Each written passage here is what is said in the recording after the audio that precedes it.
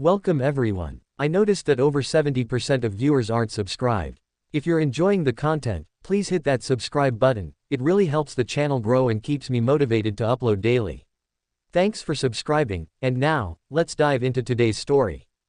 Chapter 1 The Reincarnated. On the desolate horizon, a line, seemingly snow-white, etched itself like a timeline.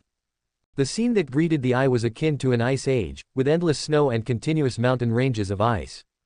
A figure, disheveled and solitary, appeared in this landscape, leaving behind a trail of footprints in the snow. He trudged forward wearily, like a flickering candle in the wind, his steps unwavering.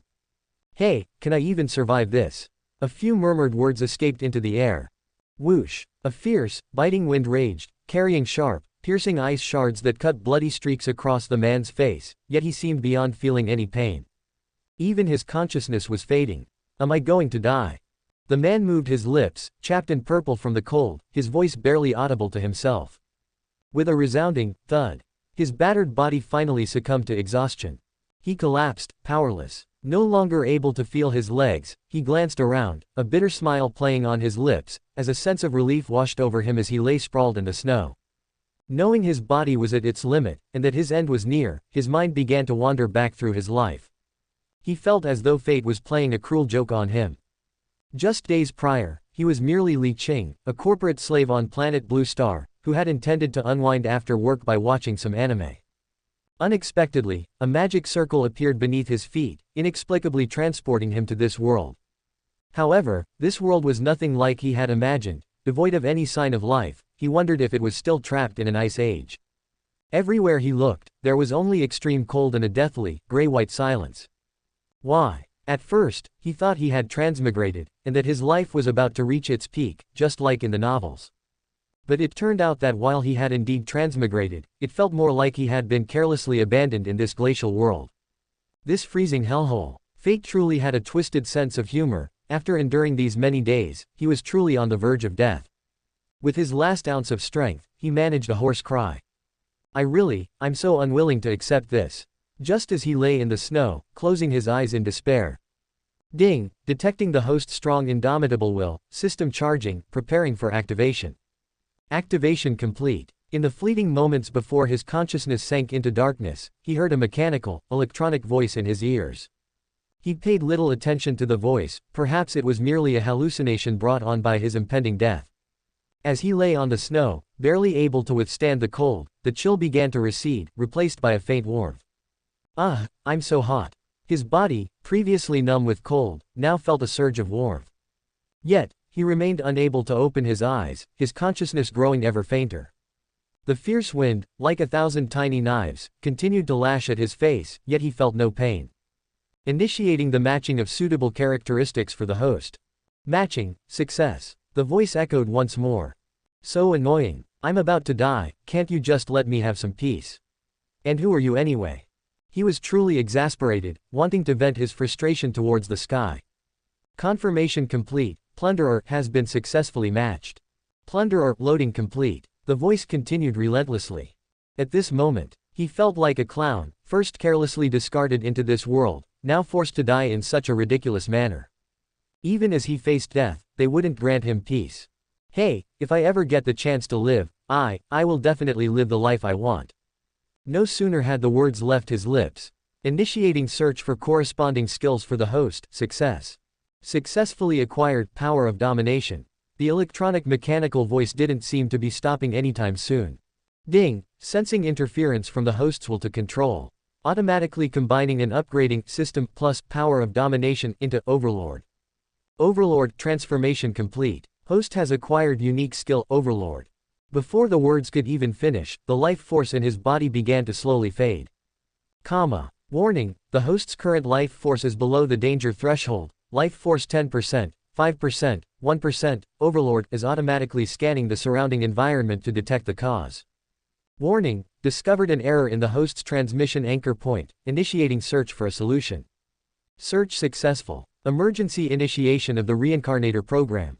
Initiation successful. His last shred of consciousness finally succumbed to slumber, his body soon buried beneath the heavy snow. In a dim cavern, Li Qing slowly opened his eyes, his vision gradually returning. He saw A patch of black rock overhead, interspersed with several glowing blue crystals. His hazy vision gradually cleared. What are those things? His sight fully restored, his brain began to function once more. He was somewhat surprised. Wait, wasn't I frozen to death? How am I even talking? Li Qing finally realized something was amiss, quickly scrambling to his feet and looking around with wide eyes. Something's not right. Why did his body feel so light, as if he could float away? His gaze shifted downwards. What the asterisk? I'm actually floating. What's going on? Did I become a ghost? Staring at his feet hovering above the ground, Li Qing sank into deep contemplation. Just then, a somewhat familiar mechanical female voice echoed in his mind. Alert! This emergency initiation of the Reincarnator program was successful. Initiating examination of the host's life status, examining. Examination complete, current life force is at 98%, life force is in a healthy state. Alert! All of the host's special skills can be used normally. Examination complete. The series of announcements left Li Qing somewhat bewildered, before he finally realized that he hadn't been hallucinating earlier. He tried to speak, a hint of joy in his voice. Could this be my system? So I wasn't abandoned after all. As soon as Li Qing spoke, the mechanical female voice echoed in his mind again. Alert! The system in the host's conceptual understanding has already been transformed and upgraded into the host's unique skill, Overlord. What? The old system is gone. What's Overlord? Could you explain that? Li Qing was dumbfounded. The system was his golden goose, it couldn't just disappear. Alert! The host can understand it is another form of the system's existence, it hasn't disappeared as the host believes. Overlord is the host's unique skill, currently possessing two major functions: analyze material and synthesize creation. Stop. Li Qing indicated that he couldn't understand the explanation, but he'd put it aside for now. System, cough, wait, Overlord, can you analyze my current situation? He truly wanted to know what was going on with him, especially the fact that his body seemed to have become particularly small.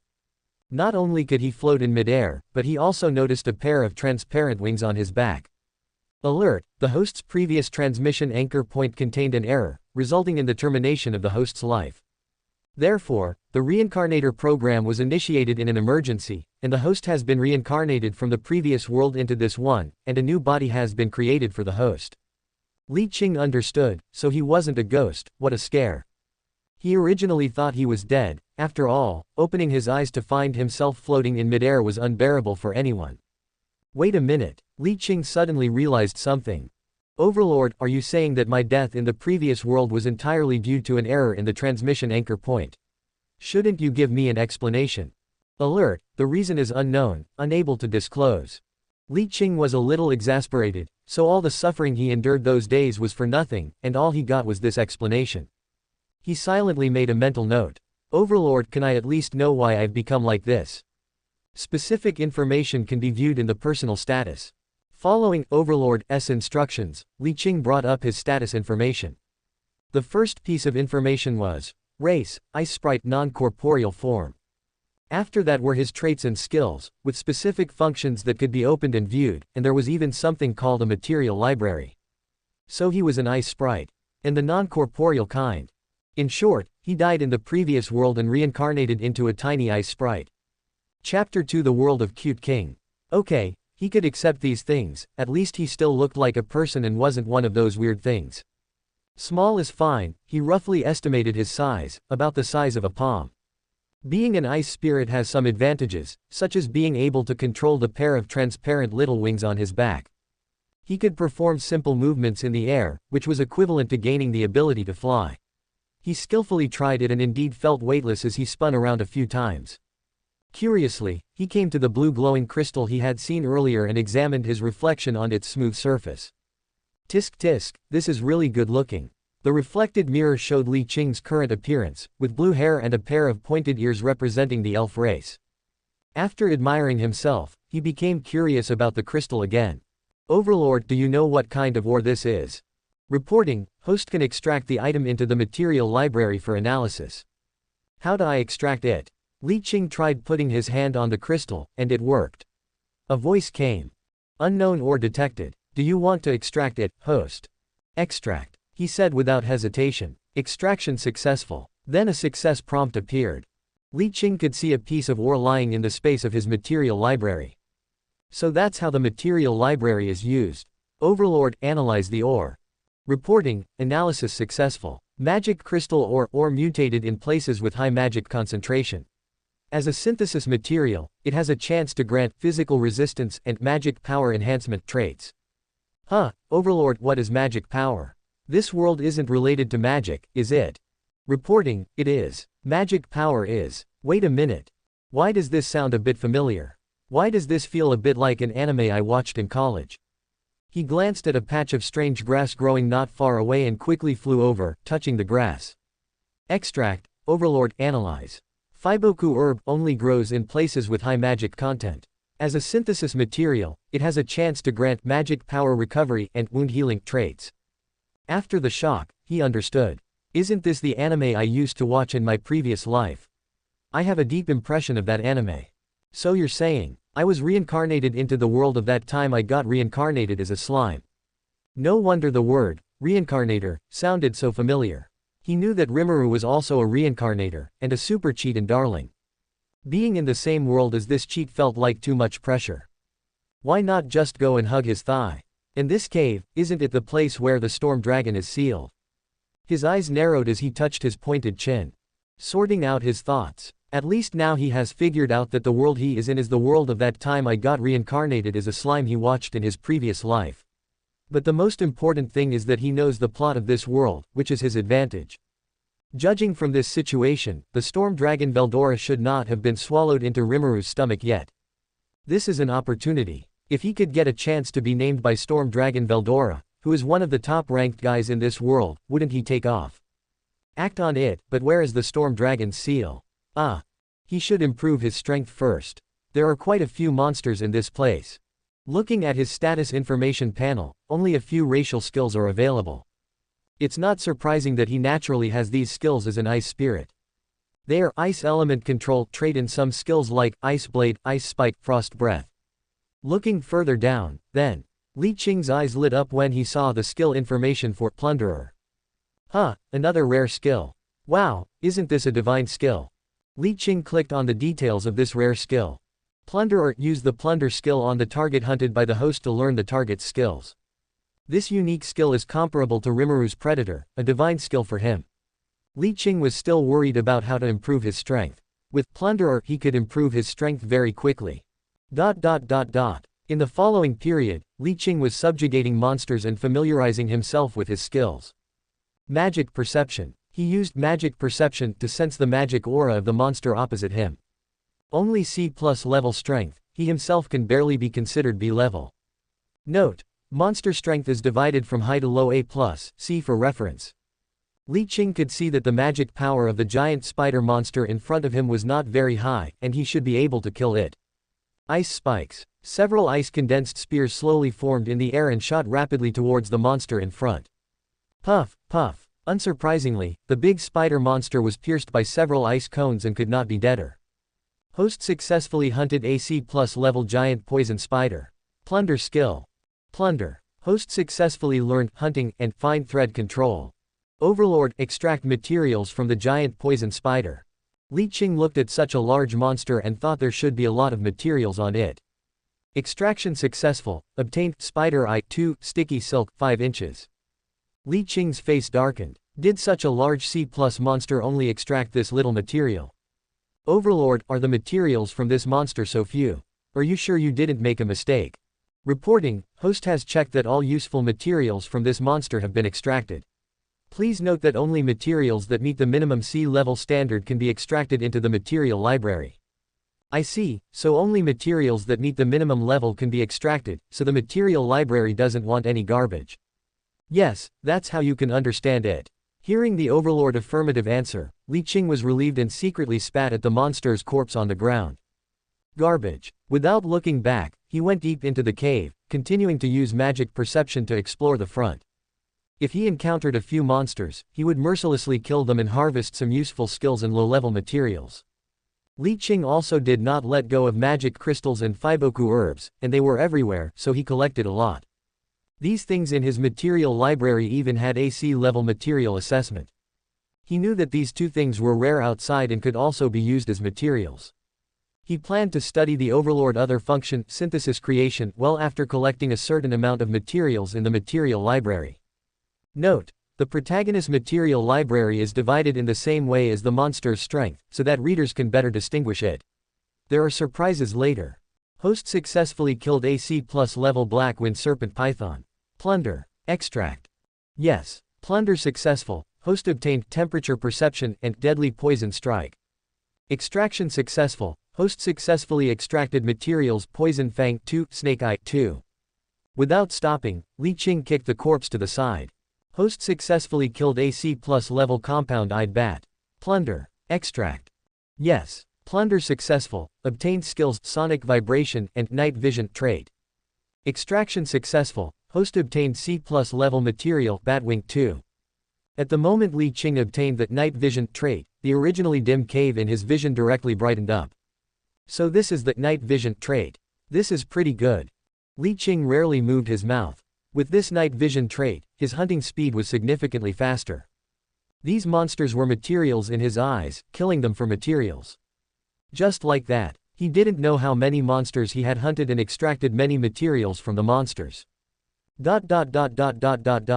Hey, I'm really tired, let's rest for a while.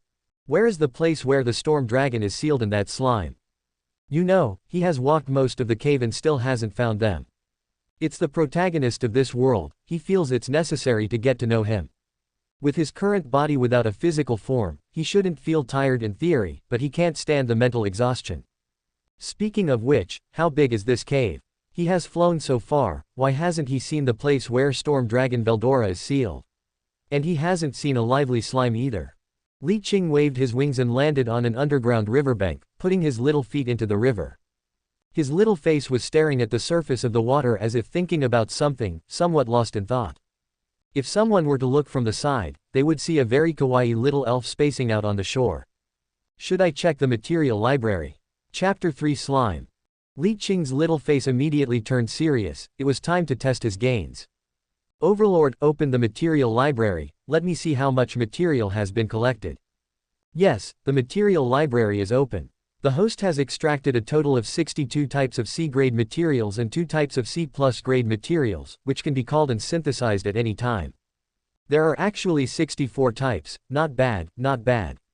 Li Qing didn't expect that he had collected so many materials, but it seemed that there were a lot of several kinds of materials, such as magic crystal stone and Fiboku herb. These kinds of C-grade materials were countless. Anyway, in this cave, these two things are everywhere. When he thought of these two things being used in the future, and they also have good characteristics. There was no reason to let it go when he encountered them, he extracted as much as he could. He even scraped the stones bald along the way. Great Overlord, can I take these materials out to use? And tell me about your other function, synthetic creation. Reporting, the host can take out all these materials from the material library. That's pretty good. Synthetic creation can synthesize materials with different characteristics to create items or even creatures with all the characteristics of the materials. Note: the probability of success depends on the materials selected. Can synthesis fail? Can even creatures be created? Reporting, as long as there are suitable materials, creatures can be synthesized, and the strength of the synthesized creatures depends on the materials. Reporting, the host can dominate any created creature. Note: the materials for creating creatures must have special properties and require compatibility between them. Li Qing's eyes were full of disbelief, and the small wings on his back moved unconsciously a few times. Wouldn't he be able to create creatures as subordinates in the future? Taking this world as an example, if he created a demon king. However, after hearing the Overlord reminder, he thought that there must be some conditions and restrictions if he wanted to create creatures. But I can try it first, this synthetic creation might have some surprises. Li Qing looked at the pile of materials in the material library and was troubled for a while. What materials should he choose? Forget it, just choose a few at random. Li Qing randomly picked a few materials from the material library, pieced them together, and opened his mouth without hesitation after selecting them. Overlord, synthesize the several materials I selected. Yes. It was still that emotionless mechanical voice. Selected C-grade material, Spider Eye 2, C-grade Poisonous Bunt 1, C-grade Sticky Web 2 are being synthesized. After a while, Synthesis, failed. Host's magic element limit +3. It failed. Li Qing was stunned at first, and then a look of joy appeared on his face. It can actually increase the magic power limit. This doesn't count as wasting materials. Li Qing looked at the material library again. This time, he had to choose carefully, otherwise, he might synthesize some strange items. That's right. He could try those too, after all, he didn't lack their materials. Li Qing quickly selected 2 materials in the material library and directly asked the overlord to help him synthesize them. A prompt sounded. Synthesis successful. The host has obtained Magic Potion 1. Magic Potion. A potion synthesized from magic ore and Fiboku herb, which can greatly restore the user's magic element and vitality. This is good. Li Qing smiled. Unexpectedly, he would synthesize magic power recovery potions. This is definitely a good thing. You must know that Rimmeru also used Fiboku herb to create a 100% concentration wound potion, and he can even greatly restore magic elements. How could he not be happy? A pair of small wings fluttered slightly, very excited. Li Qing directly took out the bottle of magic potion and gulped it directly into his mouth, wanting to test the effect. Anyway, he has no body and can't be poisoned. The magic potion was contained in a small blue crystal translucent bottle, and the color of the potion inside was colorful, and the appearance looked quite high-end. Because he has no body and is not injured, he can't see the extent of the recovery of vitality. But as all the potion entered his mouth, the large amount of magic power that had been consumed was instantly restored, and his whole body was full of power. He felt that he could now beat 10 slimes. However, just as he thought this, there was something in the distance of the ground river in front of him, sprinting extremely fast on the water surface. The speed was so fast that it could only be described as sprinting, and huge splashes of water splashed on both sides. It flew past Li Qing happily directly in front of him, splashing his face with water stains. "Lala, I am a free slime, la la la." A cheerful song still echoed in Li Qing's ears. Li Qing's face suddenly turned ugly. He had just taken the medicine, and there was no place to vent the replenished magic elements. Isn't this someone coming to run into the muzzle? When this thing came to him, Li Qing had already seen clearly that it was a slime on the water surface. He didn't expect to meet Rimmeru so soon. Splashing his face with water and still in the mood to sing. He could feel that Rimmeru's magic power was not very strong now, and it was only barely C+ grade, at least not as powerful as Li Qing now. The slime seemed to sense Li Qing's existence and made a sharp turn on the water surface, rushing towards Li Qing's position. "Great Sage, I'm not seeing things, am I? I seem to see an elf. Help me take a look." I saw the slime came to Li Qing with an excited expression, and after really seeing Li Qing's appearance clearly. "Wow, it's really an elf. It's really an elf." Li Qing could see a happy expression forming on the slime's soft body. He didn't expect to meet the protagonist of the original world in this way. After all, he was also a reincarnator like him. Warning, an unknown magic element is analyzing the host's body. Li Qing didn't need to think to know that it must be the slime's cheat great sage analyzing him. Overlord, shield important information, and then let it analyze. Yes, Li Qing was not panicked at all. Great Sage, report, analyzing the target creature confirms that it is an elf race. The reason for no entity is unknown, strength B+ grade, no hostility to the host. Report, please put away your bad thoughts. Note, it has been detected that this elf is a male life form. A certain slime with bad thoughts, even the Great Sage couldn't stand it anymore. What? Such a cute elf as a male. The slime directly let out a soul cry, and then realized that something was wrong. Standing opposite it, Li Qing. Li Qing and the slime stared at each other in silence for several seconds. "Damn you." Li Qing, who realized it, cursed fiercely. I saw him directly raise one of his small feet and impose sanctions on the slime in front of him who still had obscene thoughts about him. "Ah, no, cute elf lady, oh no, it's little brother. No, it's big brother, ah. Dad." Li Qing's face darkened again, this time it was useless to call him dad. With a bang sound, the seemingly small feet used all the magic power, directly shooting the soft slime to the other side. Huff, boom. On the Fiboku herb bushes on the other side, a long straight line was separated. Humph. Subscribe to Chinese Novel Audiobook YouTube channel. Chapter 4 Storm Dragon Veldora. Great Sage. Warning, body damage at 10%, automatically repairing. Repair successful. Ah, ouch, that hurts, that hurts. Huh, it doesn't seem to hurt that much. The slime's flying body let out an exclamation, but it had clearly forgotten that its body had the pain nullification characteristic. Lying in the Fiboku grass, the slime was motionless, putting on a half-dead appearance. Look at it. Haha. Li Qing knew the slime's true nature, that kick probably wasn't even a scratch for it. It was just pretending. Li Qing flapped his small wings and flew to where the slime was lying, looking down at it. Its body was like blue jelly, not even as big as him. It looked quite cute and Q-men on the outside. This appearance was exactly like the cute king in his memory. He pushed the slime's soft body with his small hand. It felt pretty good to touch. Hey, slime, stop pretending. I know you're okay.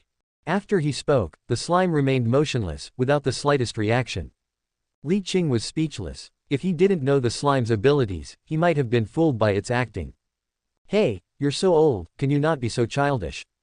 This slime really was asking for it. Actually, the slime was secretly observing Li Qing. It had been too embarrassed just now and almost suffered social death. It had actually called a male. Might as well continue playing dead. HMPH, you won't get up, huh? What, hasn't your great sage repaired your body yet? Li Qing brought his head close to the slime, saying each word slowly. As soon as the slime heard this, it jumped up from the ground, looking incredulous. How do you know about the great sage? What, you're not going to keep playing dead? Hearing this, the slime broke out in a cold sweat, becoming hesitant and stammering. Haha, that, Miss Elf. Ah, no, brother, this. Li Qing's eyes turned cold, and a layer of icy mist spread over the slime's body. The slime was so scared that it quickly corrected its slip of the tongue. Slime's thoughts. Great sage, don't be silent at this time. Quickly help me analyze a solution. You've already been discovered. Great sage. After a long silence, it finally uttered a sentence. Notice, unable to explain the reason. Note, the other party has no malicious intent. It seemed that the great sage was unreliable. It glanced at Li Qing. The elf opposite was putting on an expression that said, how are you going to explain this? Great. Brother elf, your appearance is just too similar to the pictures I saw before, so I. The slime explained tremblingly, while constantly staring at Li Qing. Li Qing smiled upon hearing the slime's explanation, but the smile was a bit chilling, and even the surrounding temperature dropped a few degrees. Wow, that's too scary. Brother elf, how can you smile so terrifyingly? Are those pictures the kind you hide in a hidden folder, the kind that can't even pass censorship? Li Qing's voice, like a demon's whisper, rang in the slime's ears. Ah, that's impossible. How would you know I hid them in? Wait, could it be that you're also? Li Qing spread out his hands. Wasn't the result obvious? Seeing Li Qing directly reveal his hand, the slime's previously timid appearance immediately disappeared. It put on an excited, tearful expression and hugged Li Qing, shouting loudly. Woo-woo, brother, so we're both from the same hometown. You don't know what it was like for me when I came here and turned into this. Brother, how did you become an elf, and such a handsome one at that? Alright, quickly get off me. I'm not very clear about what you're asking either. And let me correct you on one thing, who said I'm from the same hometown as you? After the slime got off Li Qing, it looked puzzled. Why weren't they from the same hometown? Brother elf, you even know about those. How could you not be from my hometown? Facing the slime's puzzled expression, Li Qing didn't want to explain much and directly asked in return. If you can answer my password, I'll admit you're from my hometown. Otherwise, we're at most just the same fate. Brother elf, tell me. Li Qing curled up the corners of his mouth and said a password. He was sure it definitely couldn't answer it. What is it? Utterly bewildered. Slime. ... Brother elf, when did you come to this world? Probably a few days earlier than you. Li Qing carefully compared his memories and responded to the slime. Then, you little slime, why are you so talkative? It's annoying. It's just that it's been so long since I've talked to a living person. Great sage, am I not? Brother elf, how do you know about my great sage? Just tell me. It's simple, because I also have a unique skill like you, analyzed from it. Li Qing made up a lie. Oh, that's true, but why can't my great sage analyze brother's unique skill? He didn't say anything, leaving the slime there to doubt its life. Could it be that my unique skill isn't as powerful as Li Qing's? Then what is Li Qing's unique skill? At this moment, Li Qing stopped and suddenly looked up. While the slime was still pondering, Li Qing didn't remind it and directly crashed into a layer of light screen. What is this? The slime opened its mouth in a daze. A huge voice came, and Li Qing and the slime felt like their eardrums were about to burst. Haha, since you've both asked, I'll be merciful and tell you. I am the most powerful dragon in this world. Listen well, my true name is the legendary storm dragon, Veldora. Roar. After speaking, it let out a domineering and symbolic roar, shaking the cave and causing small stones to fall slightly. Only then did the slime clearly see that inside the light barrier was a domineering dragon with a body covered in black dragon scales full of power, and a pair of vertical pupils staring at it. Ah, it's a dragon. The slime swallowed hard, even though it didn't have a throat, and its body had long been scared into a puddle of mucus. Li Qing shook his head with a wry smile, not intimidated by the storm dragon's aura. One reason was that his magic essence was already not weak, and the second was that the magic essence in this storm dragon's body would be almost exhausted in a few hundred years, let alone now that it was sealed. How could he forget that this storm dragon also had the nicknames of Chuni Dragon and Tsunere Dragon? Listening to the storm dragon's words, he felt a bit embarrassed. Where did this, strongest, title of yours come from? Huh, why didn't that ice elf react at all? Could it be that he had already seen through something? The storm dragon felt a little apprehensive. It seemed he had bragged a little too much just now. Chapter 5 Friends. Storm Dragon Veldora, it seems like you're being sealed by someone. Li Qing really couldn't stand it anymore and directly asked. The storm dragon's heart skipped a beat. Oh no, are there smart people among them? Damn, I can't keep up this act. Sure enough, the slime, who had been scared into a puddle on the ground, immediately returned to its round, plump shape and began questioning its great sage. Great sage. Analyzing. Analysis successful. Report. What this ice spirit said is correct. The storm dragon is currently being sealed, and magic essence is constantly leaking. It currently poses no threat to the host. Cough, you scared me. I thought I was going to be eaten. The slime also knew that its appearance just now was a bit much, especially in front of Li Qing. Haha, it's my first time seeing a dragon after all, it's inevitable to be a little shocked. By the way, spirit bro, how do you seem to know everything? Have you seen dragons before? The slime said with a laugh, still thinking of trying to salvage some dignity in front of Li Qing. No, I just used my ability to probe the other party's information. Oh. The slime made up its mind that next time it encountered such a situation, it would definitely use Great Sage to analyze it first. Li Qing found it a bit amusing, never expecting that the famous future 8-star demon lord would still have such a side to him. He couldn't help but tease. Are you sure that was shock? How come I saw a slime directly scared into a puddle of liquid by the dragon's aura? While speaking, he kept looking at the slime, the mocking intent barely concealed. That's because my body suddenly lacked magic power, and my body uncontrollably softened a little. Is that so? It doesn't look like it to me. Why doesn't it look like it? It was originally like that. You're lying, just admit it. Haha, I didn't. The storm dragon in the seal looked at the two little things in front, chatting back and forth. Didn't they see that there was still a dragon on the side? It really couldn't take it anymore. Ah, don't talk to each other in front of me. Say something to me. Do you know that I haven't spoken for 300 years? Are you trying to provoke me?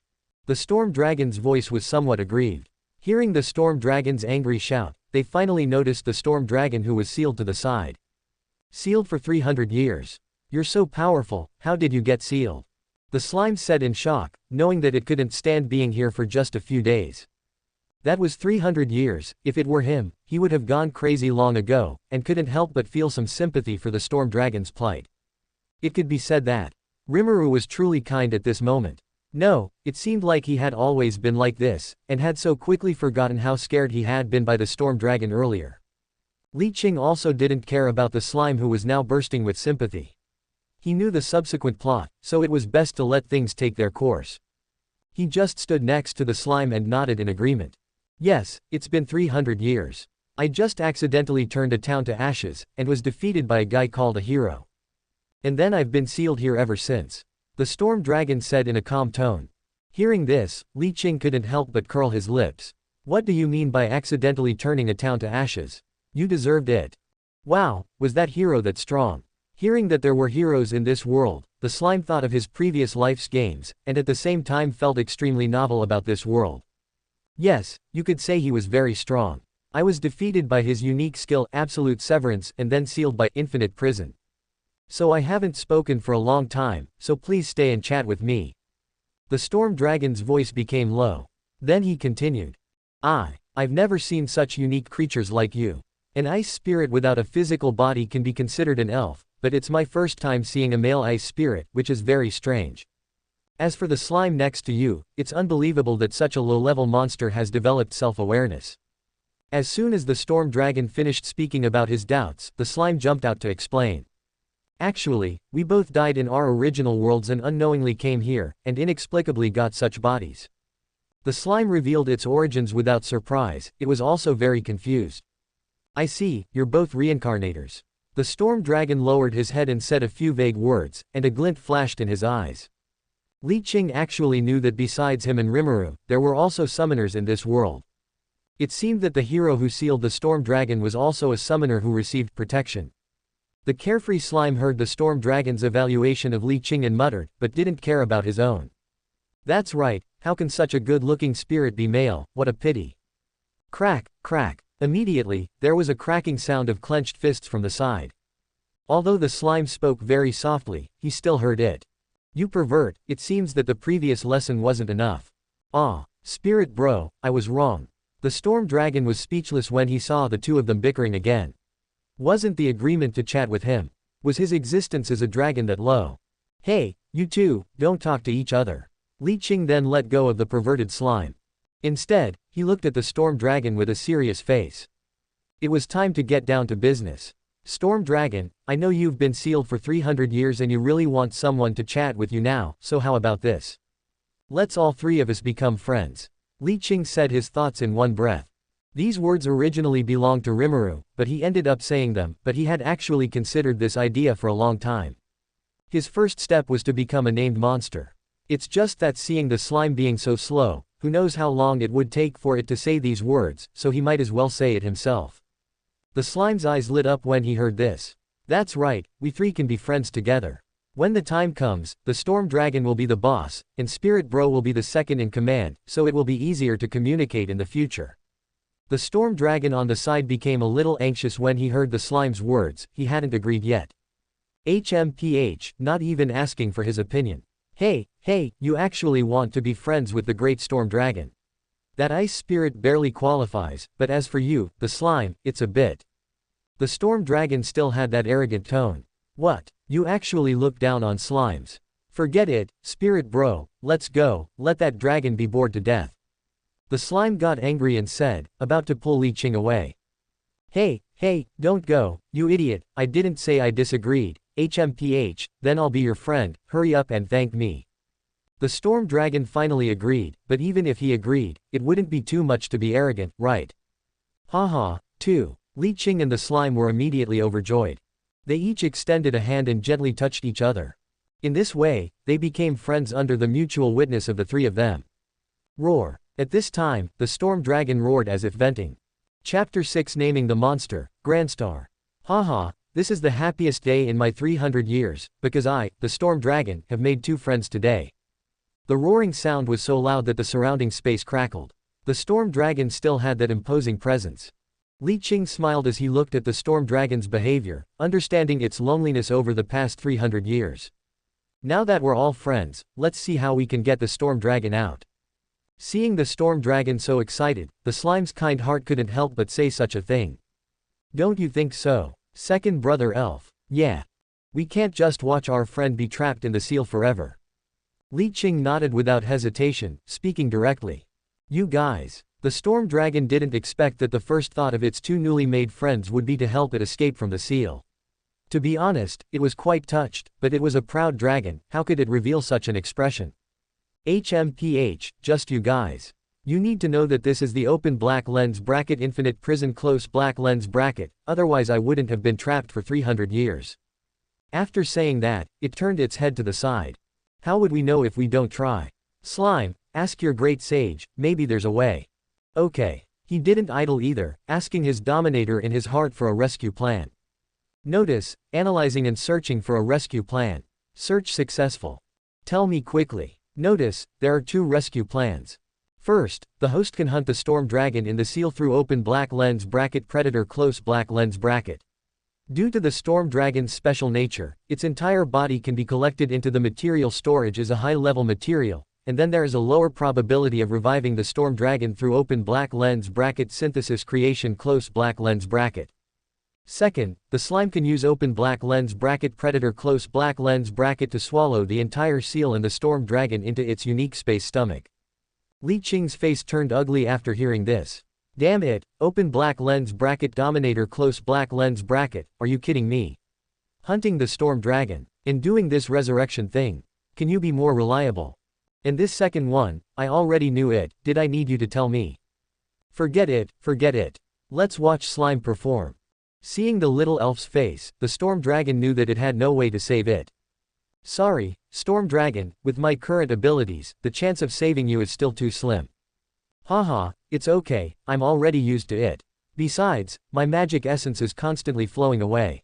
I'm afraid that in another 100 years, my magic power will be completely lost. Hee, at that time, it will just be death. The storm dragon said these words in an indifferent tone. Li Qing felt a chill in his heart after hearing this. After experiencing a long period of loneliness, death was nothing much. Storm dragon, you can definitely get out, slime can definitely save you.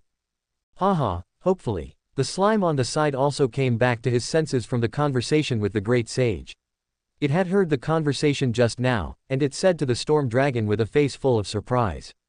Brother elf is right, I have a way to save you. The storm dragon looked at this little slime in disbelief. Is there really a way? The subsequent plot was the same as Li Qing remembered. The slime explained the method of temporarily detaching with open black lens bracket predator close black lens bracket to the storm dragon. I believe all you handsome readers know, so I won't write in detail to avoid you saying I'm padding the word count. Diamond suit dog head to protect my life. If that's the case. A glimmer of excitement flashed in the storm dragon's eyes. Haha, then I'll entrust everything to you. Alright then, I'm going to prepare to use open black lens bracket predator close black lens bracket now. The slime said with a firm tone. Wait a moment, before that, let me give you names. There was some doubt in the slime's eyes, but a hint of joy flashed in Li Qing's eyes. You also give me a name, and imprint on our souls the proof that we are equal, just like a human surname. Of course, the name I give you will become a open black lens bracket blessing close black lens bracket. You don't have names yet, do you? This way, you can become open black lens bracket named monsters close black lens bracket. The slime may not have realized what open black lens bracket named monsters close black lens bracket were, and simply thought it was just deepening the relationship. Monsters with names. Brother elf, sounds good. The slime looked at Li Qing with a face full of innocence and joy.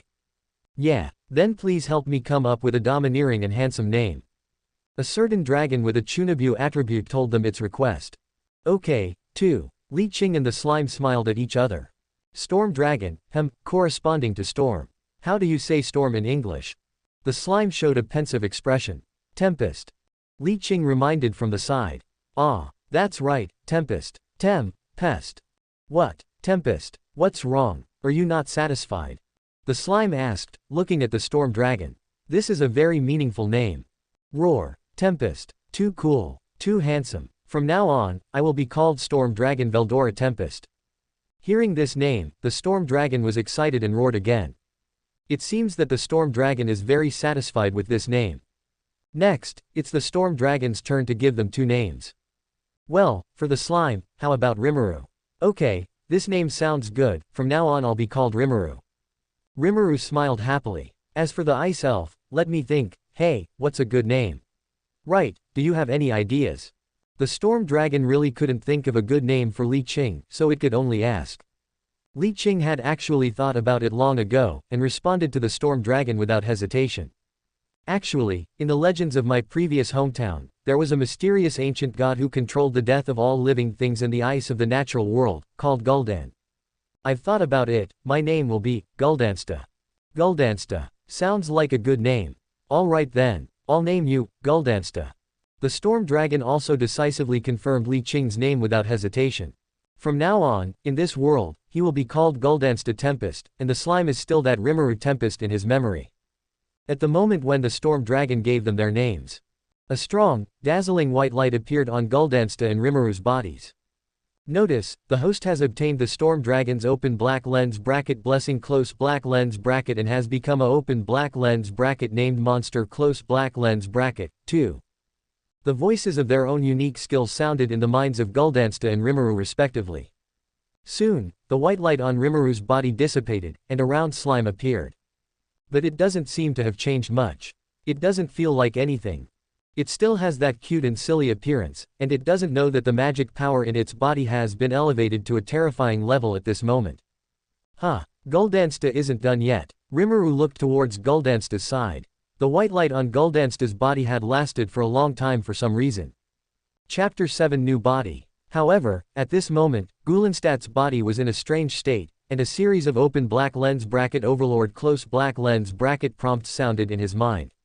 Notice, the host has received the influence of open black lens bracket blessing close black lens bracket, and the upper limit of magic power in the body has broken through the peak. Magic power is being stored and converted. Quote. Notice, the body constructed of magic power has begun to be affected, and the upgrade plan is automatically started. Analyzing and upgrading the body. The body is being reorganized. The body has been successfully reorganized and upgraded. Note, the host's life level has been sublimated, and all attached racial skills have begun to evolve and upgrade. Notice, the open black lens bracket ice element control close black lens bracket characteristic has been upgraded to the open black lens bracket lord of ice close black lens bracket rare characteristic. Open black lens bracket lord of ice close black lens bracket characteristic loading complete. Notice, the open black lens bracket lord of ice close black lens bracket characteristic is affecting and interfering with the racial skill upgrade. Interference successful.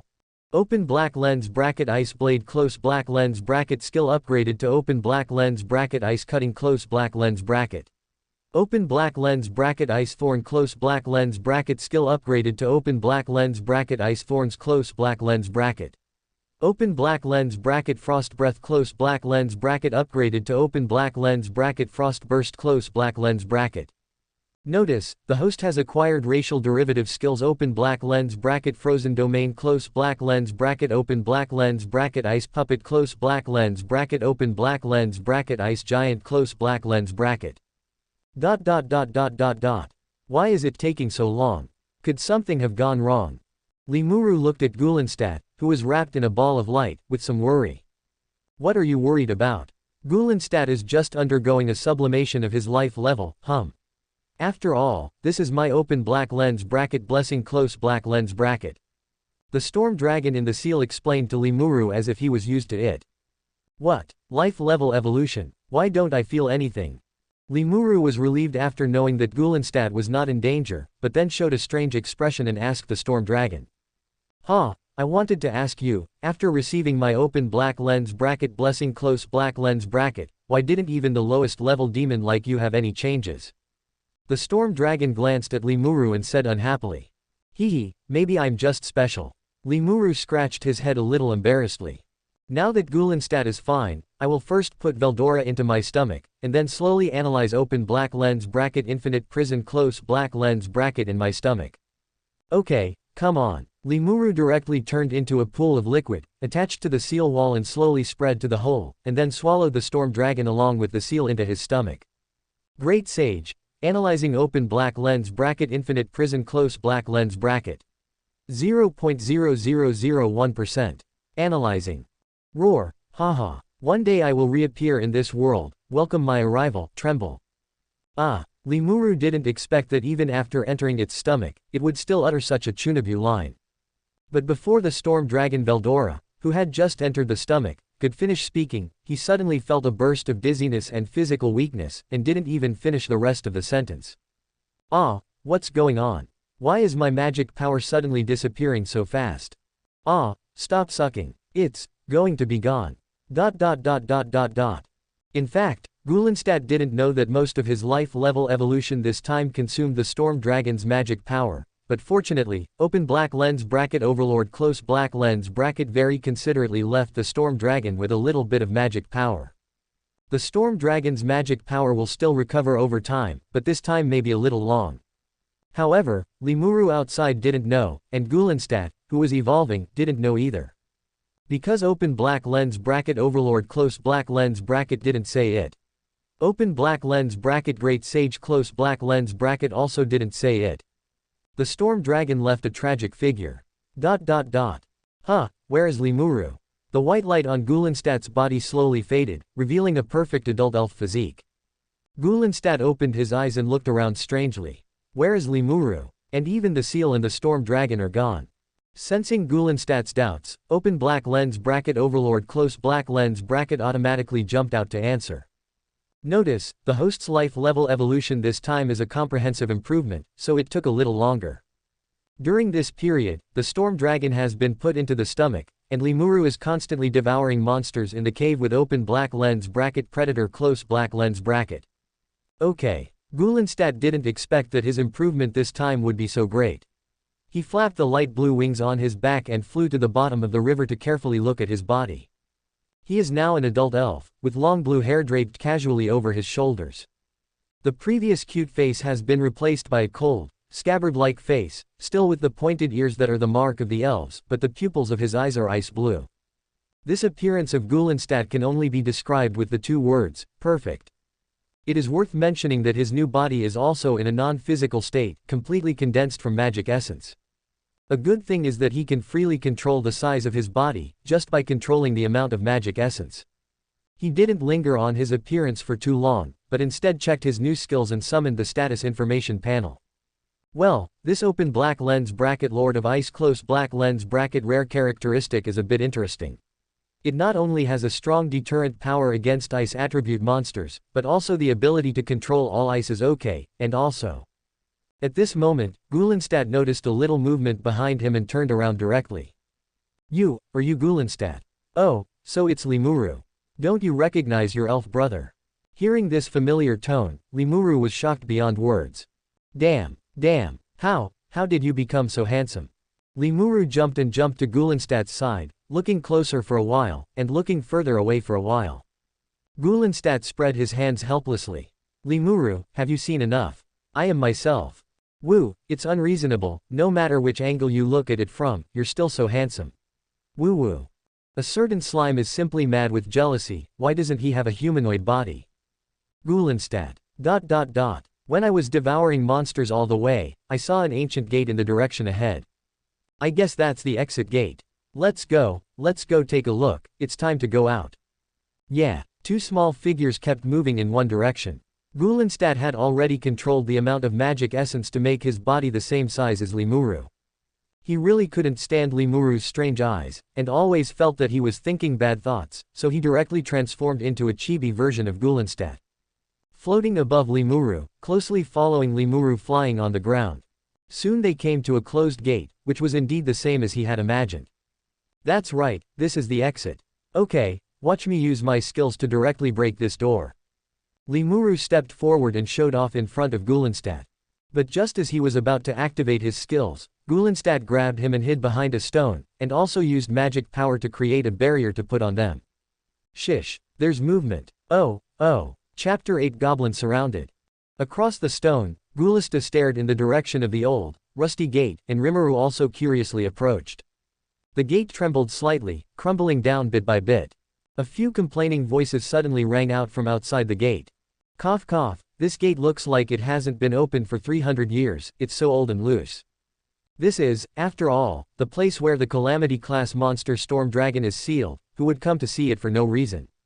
Stop dawdling, our mission is to go in and investigate whether the Storm Dragon's aura has disappeared. A girl's voice rang out. Okay. Two strangely dressed men strenuously pushed open the gate, and long-lost sunlight shone into the cave where Gulenstad was. They're actually 3 humans. What are they doing here? Rimmeru looked at the 3 humans in surprise, their appearance resembling the adventurers of this world. They should be adventurers who came to investigate the reason for the Storm Dragon's disappearing aura. But, of course, Gulenstad knew who they were, weren't they just the trash trio?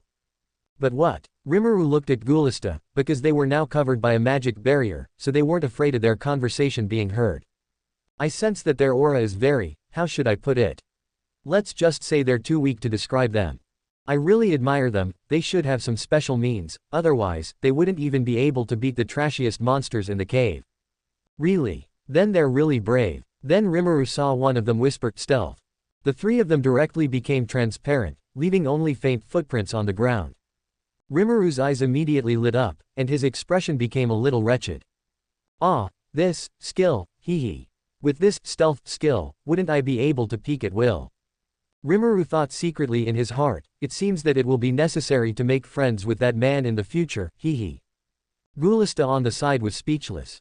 Cough cough, Rimmeru, please stop drooling, you shameless and lewd fellow. Ah, Gulista, you're eavesdropping on me again.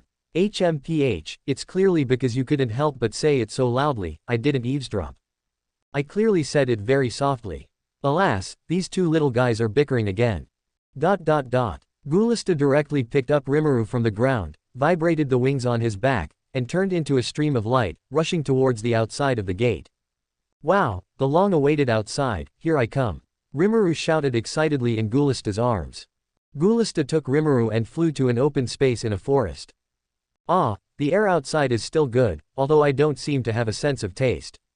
Before Gulista and Rimmeru could rest for long, a group of green-skinned goblins surrounded them. Gulista frowned slightly, his beautiful eyebrows furrowed. What's the situation? Crap, we're surrounded by goblins. Rimmeru shouted at Gulista after seeing so many people on the other side. Gulista's face darkened. What do you mean surrounded us? It's more like we're surrounding them. He couldn't help but knock Rimmeru on the head. At this time, a goblin with a red headband, who seemed to be the leader, walked forward tremblingly and asked carefully. Two powerful ones. Do you have any business here? Powerful ones. Are they talking about me and Gulista? Rimmeru asked curiously. The goblin nodded with difficulty. Only then did Rimmeru notice that the goblins on the opposite side looked a little strange. They all had weak physiques, and even the weapons in their hands were tattered. No wonder Gulista didn't care about the appearance of this group of goblins. This is too weak. What? Can't we appear here if we have nothing to do? Is this your territory? Ah, no, we're just here to take a look. The goblin replied carefully. This group of goblins should be Rimmeru's early team, it really is the designation of fate. Gulista raised a small hand, his current size is about the same as Rimmeru's, seeing his action seemed a little comical. The goblins on the opposite side looked at this seemingly handsome little elf a little strangely, not knowing what he was going to do. Ice thorns. A large amount of magic gathered on Gulista's raised small hand, and he gently waved it to the side. Bang, boom. The trees within 100 meters in one direction were directly turned into ice sculptures by ice thorns, and an area was frozen by Gulista. Even the surrounding temperature dropped sharply, and the goblins showed terrified expressions on their faces in the face of this terrifying scene. These goblins were directly paralyzed on the ground, their eyes looking at Gulista with a hint of fear. Gulista showed a rather kind smile to the goblins on the ground. The outstretched small hand directly clenched into a fist, and the somewhat beautiful ice sculptures in that area all burst open. Bang, turning into a large piece of dust. This powerful elf. We have already felt your power, we definitely have no malice. The leading goblin began to collapse, that scene was too terrifying, Gulista directly left a shadow in their hearts. They had not felt the slightest magic power from this little elf before, only Rimmeru was constantly emitting terrifying magic power. It turns out that this one is also a big terror. What are you doing? Oh, I wanted to test how my skills work outside, I didn't expect them to be so timid. Alright, Gulista, don't scare them, look at their appearance, they are already so pitiful. Rimmeru shivered from the low temperature around him and couldn't help but say a word for the goblins. The goblins nodded frantically when they heard this, and their goodwill towards Rimmeru increased a lot. When he nodded to Rimmeru, he didn't dare to look at Gulista in midair. Hearing that Rimmeru was speaking for them, Gulista also put away his magic, but that open space could no longer be restored. Rimmeru knows your kindness, these goblins are up to you. Gulista said lightly, and walked aside boredly. The goblin breathed a sigh of relief when he saw that Gulista didn't care about them. But seeing that they were about to leave, he immediately became anxious and plucked up the courage to chase after them. These are two big boss monsters. Gulista glanced back at him, scaring him into kneeling down again. He hurriedly shouted, two powerful ones, can you help us with something? After speaking, he slammed his head hard on the ground, trembling non-stop. Gulista looked at his appearance, and the corners of his mouth curled up. I have to say that this monster is so weak that it doesn't even have the qualifications to become his material, but it is very courageous. He admires this point, according to his previous memories, he already knows what the request he said is. This elusive line of fate, even his appearance has not changed much. Sure enough, Rimmeru also showed a curious expression and couldn't help but speak to the goblin kneeling on the ground. Do you have any requests? Tell me about it first. Chapter 9 Conquer. The goblin kneeling on the ground looked up at the slime in pleasant surprise. You can stand up and talk now. You can call me Rimmeru, and this slightly fierce-looking elf next to me is my friend, Gulantasta. Yes, Lord Rimmeru, thank you, Lord Gulantasta. Receiving a response from these two lords meant there was still hope for their village. Under Rimmeru's gaze, the red-hooded goblin stood up unsteadily, his forehead flushed as he approached Gulantasta and Rimmeru. It's like this, my lords. Recently, a group of powerful monsters attacked our village. Although we tried our best to resist, we still. As he spoke, sorrow washed over the goblin's face, and he continued in a low voice. One of my brothers died in battle. Ah, don't be sad. I understand you. Rimmeru stepped forward and jumped up, reaching just enough to pat the brave goblin's shoulder in consolation. Lord Rimmeru. Faced with the sudden gentleness of Lord Rimmeru, the goblin sniffled softly a few times. Gulantasta simply couldn't bear to watch. Rimmeru, you really are something, he thought. You can even make this kind of scene sentimental. He was truly speechless. So, this goblin, you want us to help you, right? But he still spoke up, breaking the atmosphere. Hearing Gulantasta directly state his thoughts, he quickly composed himself and directly faced Gulantasta's pair of icy blue, slightly cold pupils. You're right, Lord Gulantasta. I know my request is excessive. The red-hooded goblin lowered his head in shame. But before Gulantasta could speak, Rimmeru quickly squeezed between them and immediately said, I agree to your request. Isn't that right, Gulantasta? They're so pitiful. Really, thank you so much. The red-hooded goblin thanked them excitedly, and even the goblins behind him cheered with joy. Damn it, you just agreed like that. Just because you look cute. Huh. Seeing the surrounding atmosphere, he couldn't continue speaking. Especially seeing Rimmeru winking at him smugly. Gulantasta indicated that he couldn't tolerate this. Ah, Gulantasta, stop shaking me. I can't take it anymore.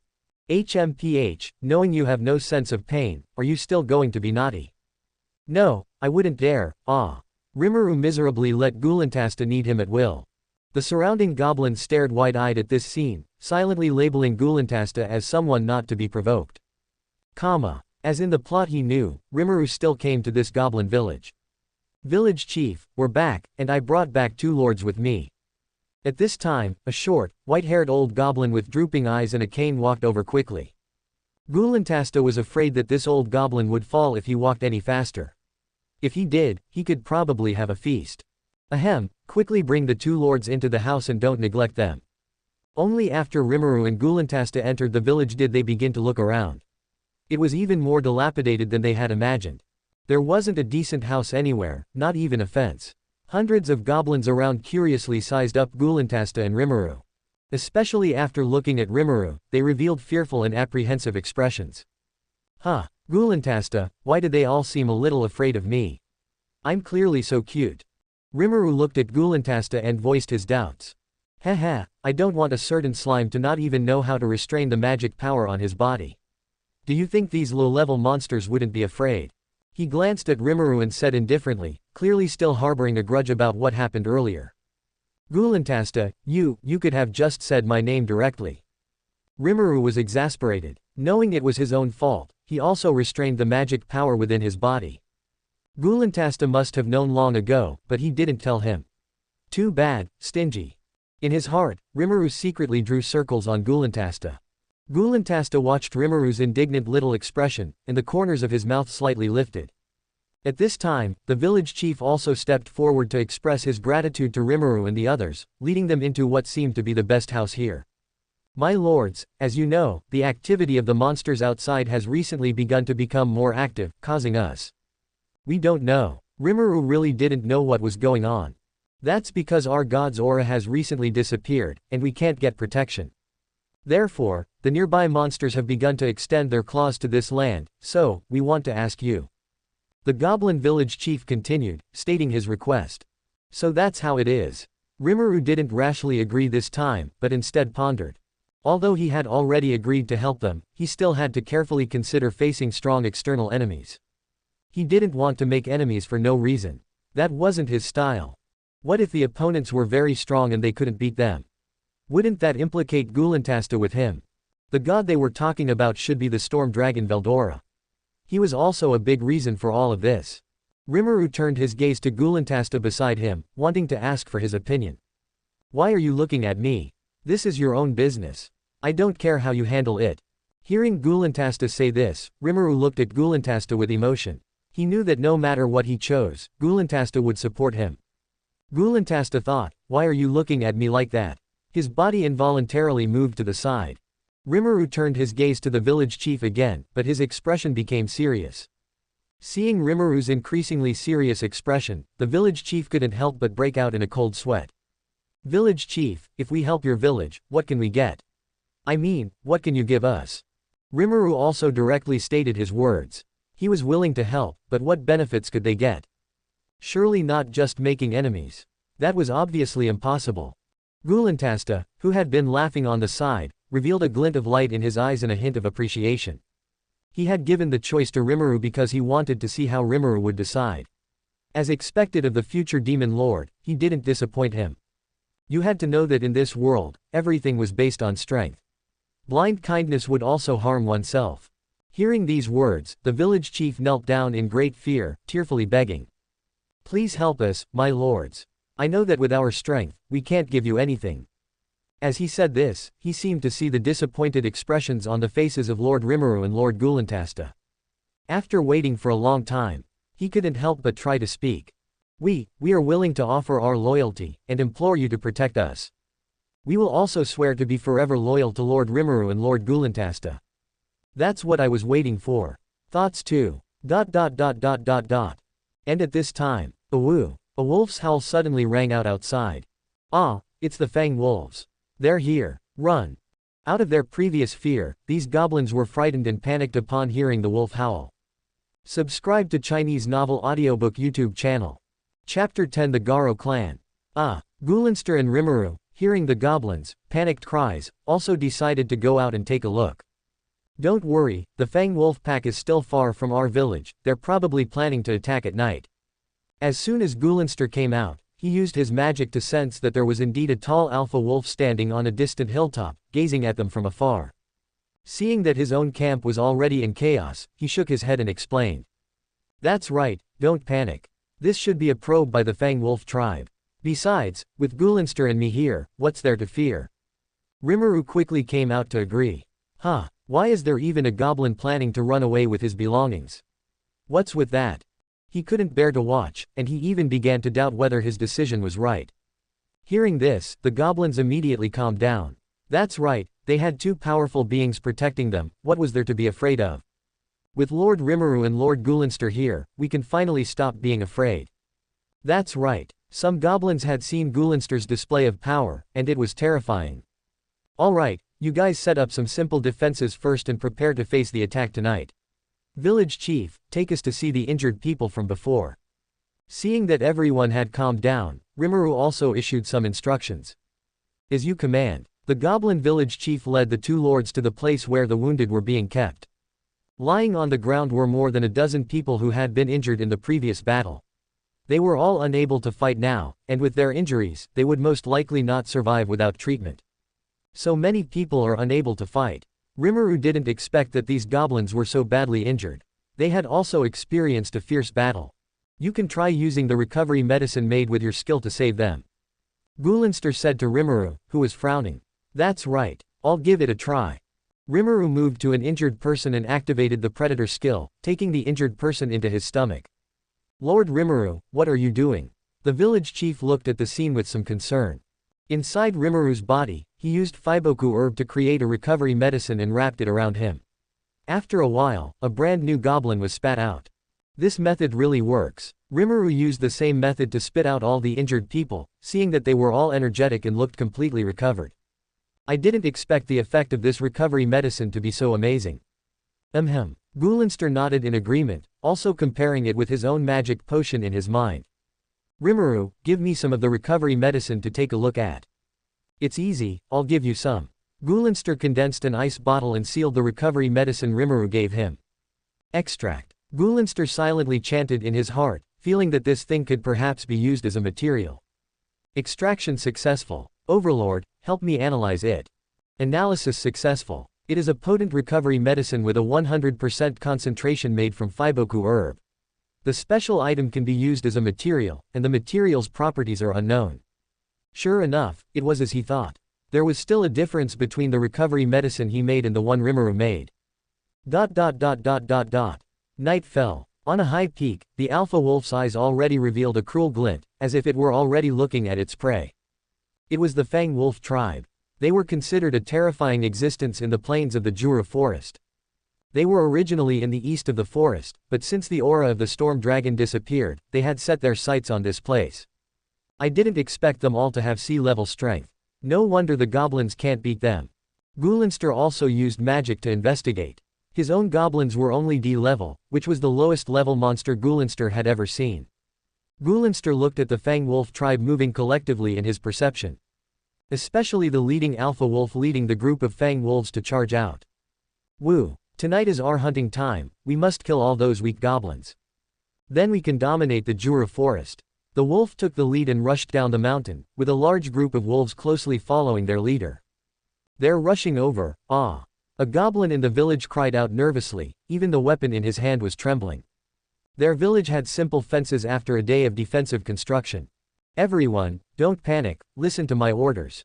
The goblins in the front row, take up your bows and arrows.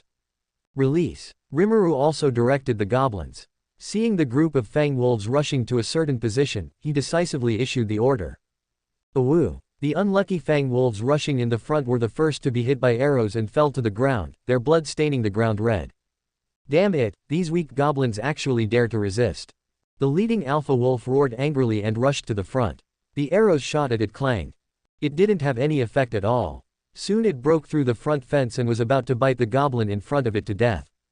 Ah, help. Rimmeru couldn't stand it anymore. At this time, he also planned to take action. Originally, with his and Goulinster's strength, it was easy to deal with these wolf packs. But Goulinster simply said a word to him, which made him give up the idea of directly helping the goblin clan. Do we have to step in and protect them every time they encounter danger in the future? Rimmeru felt that what Goulinster said made a lot of sense. What he needed was not a clan that would only seek protection. What he wanted was a big family that could face difficulties and strong enemies together. This was Rimmeru's ideal in this world. He wanted to create such a big family. Goulinster, you think so too, right? You will also help me, right? Huh, I didn't say that, don't think that way. Goulinster shook his head frantically to deny it. Hee, Goulinster, you are a cold-faced but warm-hearted guy. Goulinster. Then the scene changed. The leader wolf, who was still quite arrogant, was firmly entangled in the air by sticky webs. No matter how much it tore and bit, it couldn't move. Then it turned into a beautiful ice sculpture, with the expression of fear on it being quite lifelike. With a few cracking sounds, it shattered into several pieces and fell to the ground. Activate Plunderer. The host killed the Fang Wolf leader and obtained the Intimidation trait in the Super Olfactory skill. Advanced Materials Wolf Head 1 Wolf Fang 2 Claw 2. The group of Fang Wolves on the opposite side couldn't help but take a few steps back. Their leader was dead. Now the leader of the group was a Fang Wolf with white hair under its forehead, looking at its father's body in shock. Rimmeru, go. Rimmeru walked to the body of the dead Fang Wolf leader and activated the unique skill Predator. He directly swallowed the corpse. This behavior can be said to be the legitimate right of the victor. Analysis completed, obtained Mimicry, Fang Wolf. At the same time, obtained the unique skills, Super Olfactory, Intimidation. Rimmeru looked at the Fang Wolves who had not retreated in front of him, and directly mimicked the appearance of the Fang Wolf leader, who was even taller, and roared at the Fang Wolf group. Intimidation activated. Hundreds of Fang Wolves were immediately frightened by this pressure and prostrated on the ground. Huh, why haven't they been scared away yet? Rimmeru saw that they were all scared like this, why didn't they retreat? This was making him very distressed. Goulinster activated the ice blue magic in his hand, and the hostility in his eyes rose. From the ground under his feet, a layer of frost gradually spread to the feet of the Fang Wolf group. Chapter 11 Naming. Since they still aren't retreating, let's just have them stay and become my materials. Goulinster stepped forward, his voice chilling as he spoke, his body already shrinking to the size of a young elf. Hey, Goulinster, don't be so bloodthirsty, okay. That won't solve the problem. Then what do you suggest? The dire wolves were trembling all over from the frost beneath their feet, their bodies covered in a layer of frost. The leader, a dire wolf with white fur under its chin, tried to say something, but its throat was frozen, making it difficult to speak. It managed to raise its wolf head with difficulty, only managing to utter a few words. It was on the verge of tears. In reality, the wolf pack had long lost the desire to continue fighting. With those two big shots on the other side, what were they even fighting for? They really wanted to surrender. But it couldn't speak, so it could only stare intently with its eyes. Oh, you still dare to glare at us? Perfect, I'm currently lacking materials, let's just kill them all. Ah, Gulanta, don't get excited, maybe that wolf is just brave. Rimmeru was anxious. Gulanta saw that the leader, the dire wolf with the white mixed fur, still dared to stare at him with wide eyes. Wasn't that just courting death? Gulanta didn't really want to kill them. These wolves were originally Rimmeru's foundation in the original plot. In other words, they were his underlings, and that white mixed fur dire wolf should be Rimmeru's personal mount, Ranga. Since it was Rimmeru's mount, it wasn't too much to scare it a little, right? As Gulanta thought this, he pretended to release magic and raised one hand. Seeing this action, the Ranga on the other side, who still couldn't speak, was so scared that its eyes almost popped out. What do you mean I'm super brave? I'm just super pragmatic. Speaking of which, why does that elf on the other side, who looks so good, want to kill them and use them as materials at the slightest provocation? It's just too scary. Sorry, Dad, I can only. We are willing to submit to you, please don't kill us, we are willing to surrender. The dire wolf finally melted the frost in its throat under the will to survive, and hurriedly said these words. Afraid that if it was even a second slower, an ice pick would stab in front of it. Haha, Gulanta, you see. They have already surrendered, don't scare them anymore, quickly help them thaw out. Otherwise, they will really be frozen to death by you. Rimmeru directly transformed into a slime and hopped to Gulanta's side. TCH. Gulanta helplessly curled his lips and had no choice but to help them thaw out according to Rimmeru's words. However, he looked at Ranga with ill intentions. He was a little surprised. This wolf is not bad, it was actually able to melt a part of his frost on its own, its ability looks pretty good. Thus, nearly 100 wolves of the dire wolf clan joined Rimmeru's big family. You all don't have names. That's too inconvenient, how about I give you names? Rimmeru then realized that they didn't have names, which made commanding them troublesome. You must know that his big family had just been established and there were many things to allocate. Really? Lord Rimmeru, you really want to name us? The village chief, Goblin, took the lead in getting excited, and the surrounding goblins also looked over in surprise. Even the dire wolves who had just merged in turned their gazes over, their tails wagging quickly behind them. Well, village chief, gather everyone here, and the dire wolf pack as well, line up one by one. Rimmeru stared eagerly at the hundreds of monsters, it would take a long time to name them one by one. His eyes became lonely, he really wanted to slack off. Look at Gulanta over there. He completely regarded himself as an outsider, leisurely lying on a large rock basking in the sun. Speaking of which, is it really okay for you, an ice elf, to like basking in the sun?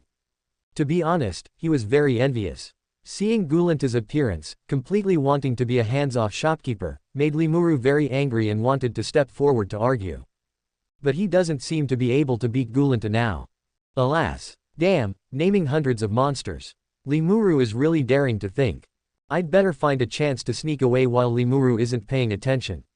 If Rimmeru asks me for help, oh no, I'll be drained dry. Gulanta leisurely lay on the rock, his gaze also drifting to Rimmeru's movements. Discovering that Rimmeru was going to name everyone as in the original plot, he was so scared that he quickly transformed into a very small elf. Gulanta didn't want to waste magic on a group of monsters who couldn't even reach C-rank materials. The magic conversion was not worth it, only Rimmeru, that kind-hearted guy, would do this. He believed that even if he reminded him, Rimmeru would still do it with his personality. Everyone, still immersed in joy, did not notice a small figure flashing past. Great sage, should I say it, so tangled? Come, line up one by one, elders first, village chief, you go first. Well, you will be called Rigard. Thank you, Lord Rimmeru. Thank you so much.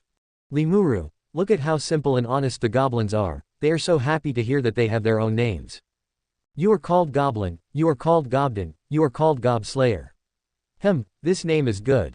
Rimmeru became more and more numb as he went on, and the names he came up with became more and more random. Just as he finished naming the last goblin, Rimmeru felt dizzy, his vision went black, and his body directly turned into a soft puddle of liquid. What's wrong, why do I feel so sleepy? Great Sage, notice, the host's magic power is so low that it cannot maintain a normal body, and he is beginning to fall asleep. Estimated recovery time is 3 days. The Great Sage's prompt sounded in Rimmeru's mind. How could this be? The surrounding goblins were shocked and panicked. Lord Rimmeru, what's wrong with you? Why have you turned into a puddle of liquid? What are you still standing there for? Quickly go call Lord Gulanta. The named village chief, Rigard, also shouted anxiously. That's right. That goblin looked in the direction where Gulanta was basking in the sun. Where's Lord Gulanta? Tisk tisk, Rimmeru is really miserable now.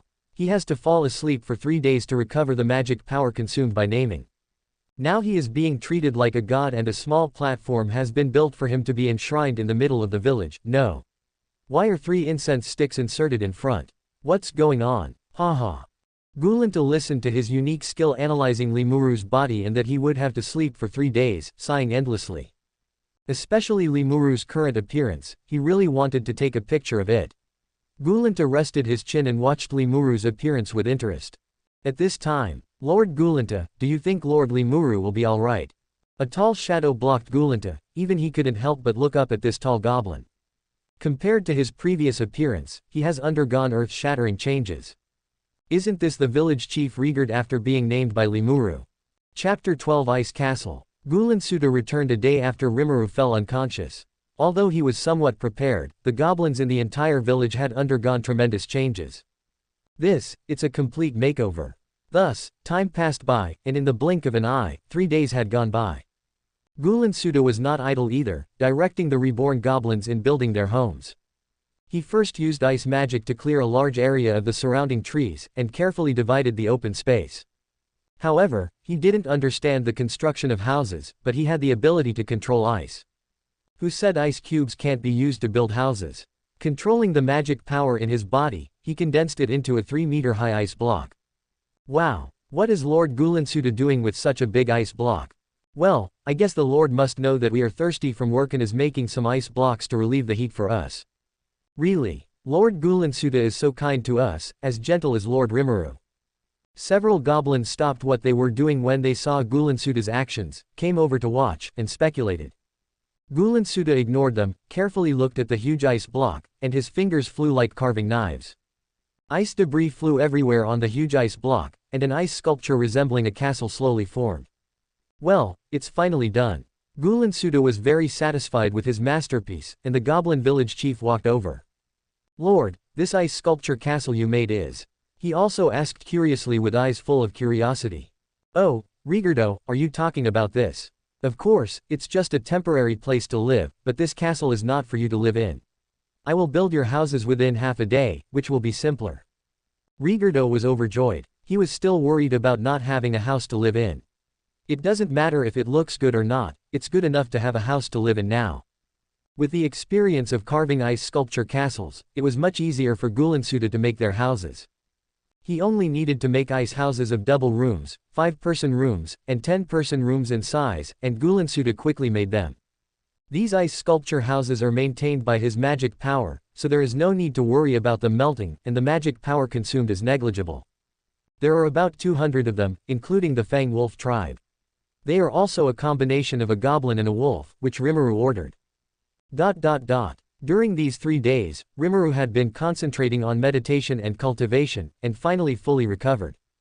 Despite experiencing a crisis of magic power depletion, what was pleasantly surprising was that his magic power and magic essence after recovery seemed to be even stronger than before. The feeling of desperately waving and constantly becoming stronger made Rimmeru extremely excited. He even had the urge to find Gulanta to compete for a moment, but he finally resisted the idea. After all, fighting with Gulanta is not an easy task. Thinking of this, Rimmeru couldn't help but shook his head and decided to put the idea aside for now. Haha, Gulanta, I'm finally awake. You guy must know that naming will consume magic power, right? This voice spread far away. Rimmeru had also fully recovered, and the first thing he did when he woke up was to shout such a sentence. Gulinsuda, who was leisurely lying in the ice sculpture castle with his eyes closed, heard it. Ha ha. What? Lord Rimmeru is finally awake, we can rest our hearts. Wah wah woo woo, Lord Rimmeru, we can't live without you. What would we do if something happened to you? Wah wah woo woo woo. Rimmeru, a circle dot operator for all circle dot operator. Gobuta, what are you talking about? Lord Rimmeru is fine. He was not completely asleep these days, he could still feel everything that happened outside, and he also knew what Gulinsuda did. Now their village has a certain scale and appearance, thanks to Gulinsuda's efforts these days. Rimmeru was a little ashamed. But his skin is a bit thick, it doesn't matter haha. Yo, Rimmeru, you're finally awake. Now I can finally have a good rest. Gulinsuda also spread his gorgeous wings and flew to Rimmeru's side. The current appearance is about the same size as Rimmeru, AQ version of Gulinsuda. But he is a head taller than Rimmeru haha. HMPH, you guy. Rimmeru turned his head to the side, a little angry. Don't be angry. Have you forgotten that there is something else to do? Gulinsuda nudged Rimmeru Cat's body with his arm to remind him. Oh, you mean. He pointed his finger at the Fang Wolf tribe, and there were nearly 100 Fang Wolves waiting for Rimmeru to name them. Following the direction of Gulinsuda's finger, there was a group of Fang Wolves looking at him with expectant eyes. Well, so many wolves, I'm afraid the magic power that I finally recovered will be drained again. Great Sage, if I name the Fang Wolves now, will I fall asleep like before? Open black lens bracket announcement, analysis successful. If the host bestows a name, he will fall asleep for 3 days, close black lens bracket. No way. I just woke up. The joy that Rimmeru had just woken up from sleep immediately disappeared, replaced by a bitter face. Gulinsuda wanted to laugh a little when he saw Rimmeru's expression. Rimmeru, I can remind you that the Fang Wolf tribe is different from other monsters. They are a whole. You only need to name their leader, which is equivalent to naming the entire Fang Wolf group, but the magic power consumed will not change. Is that so? That's quite convenient. The magic power consumption has not changed, so he will still fall asleep. Rimmeru still has that bitter face.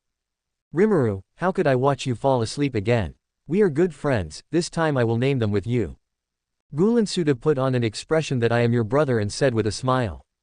Rimmeru looked up at Gulinsuda in surprise. Really? Gulinsuda called over the new leader of the Fang Wolf tribe, who was also the son of the former leader. It has the same strong body as its father, and even the style is somewhat similar. What name should we take? This is our joint naming, let's take a nice name. He thought for a while and said to Gulinsuda. Rimmeru looked at its golden eyes and thought about the name. Our surname represents the storm, the Fang of the storm. That's right. Then let's name him Rongut together. Although the naming is a bit casual, it sounds good. That's it.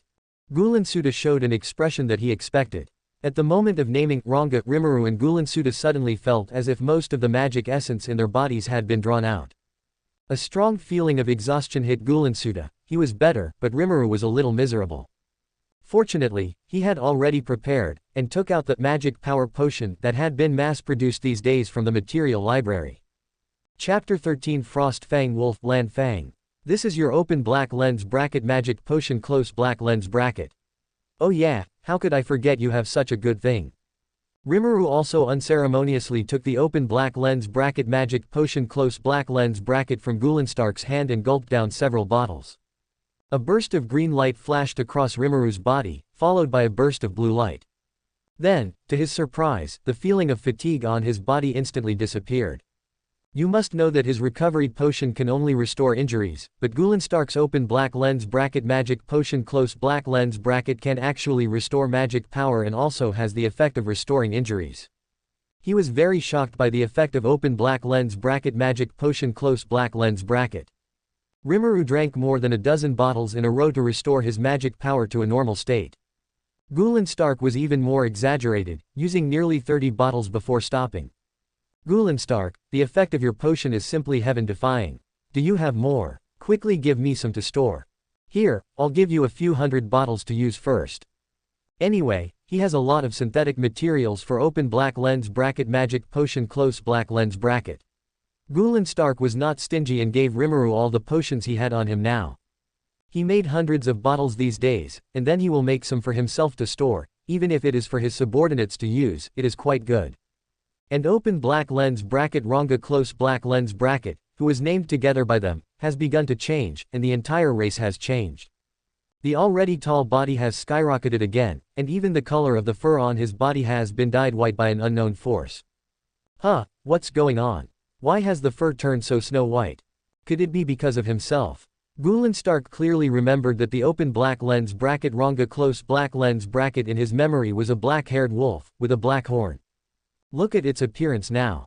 The original black wolf fur has been replaced with a snow-white fur, and even the body shape has become several times larger. One pair of pupils is even more magical, with one being ice blue. The most striking thing is that the original black horn has now been replaced with an ice blue crystal horn, giving people a noble, majestic, and somewhat cold temperament. The current Ranga can no longer be called Ranga wolf, but is called open black lens bracket frost fang wolf close black lens bracket.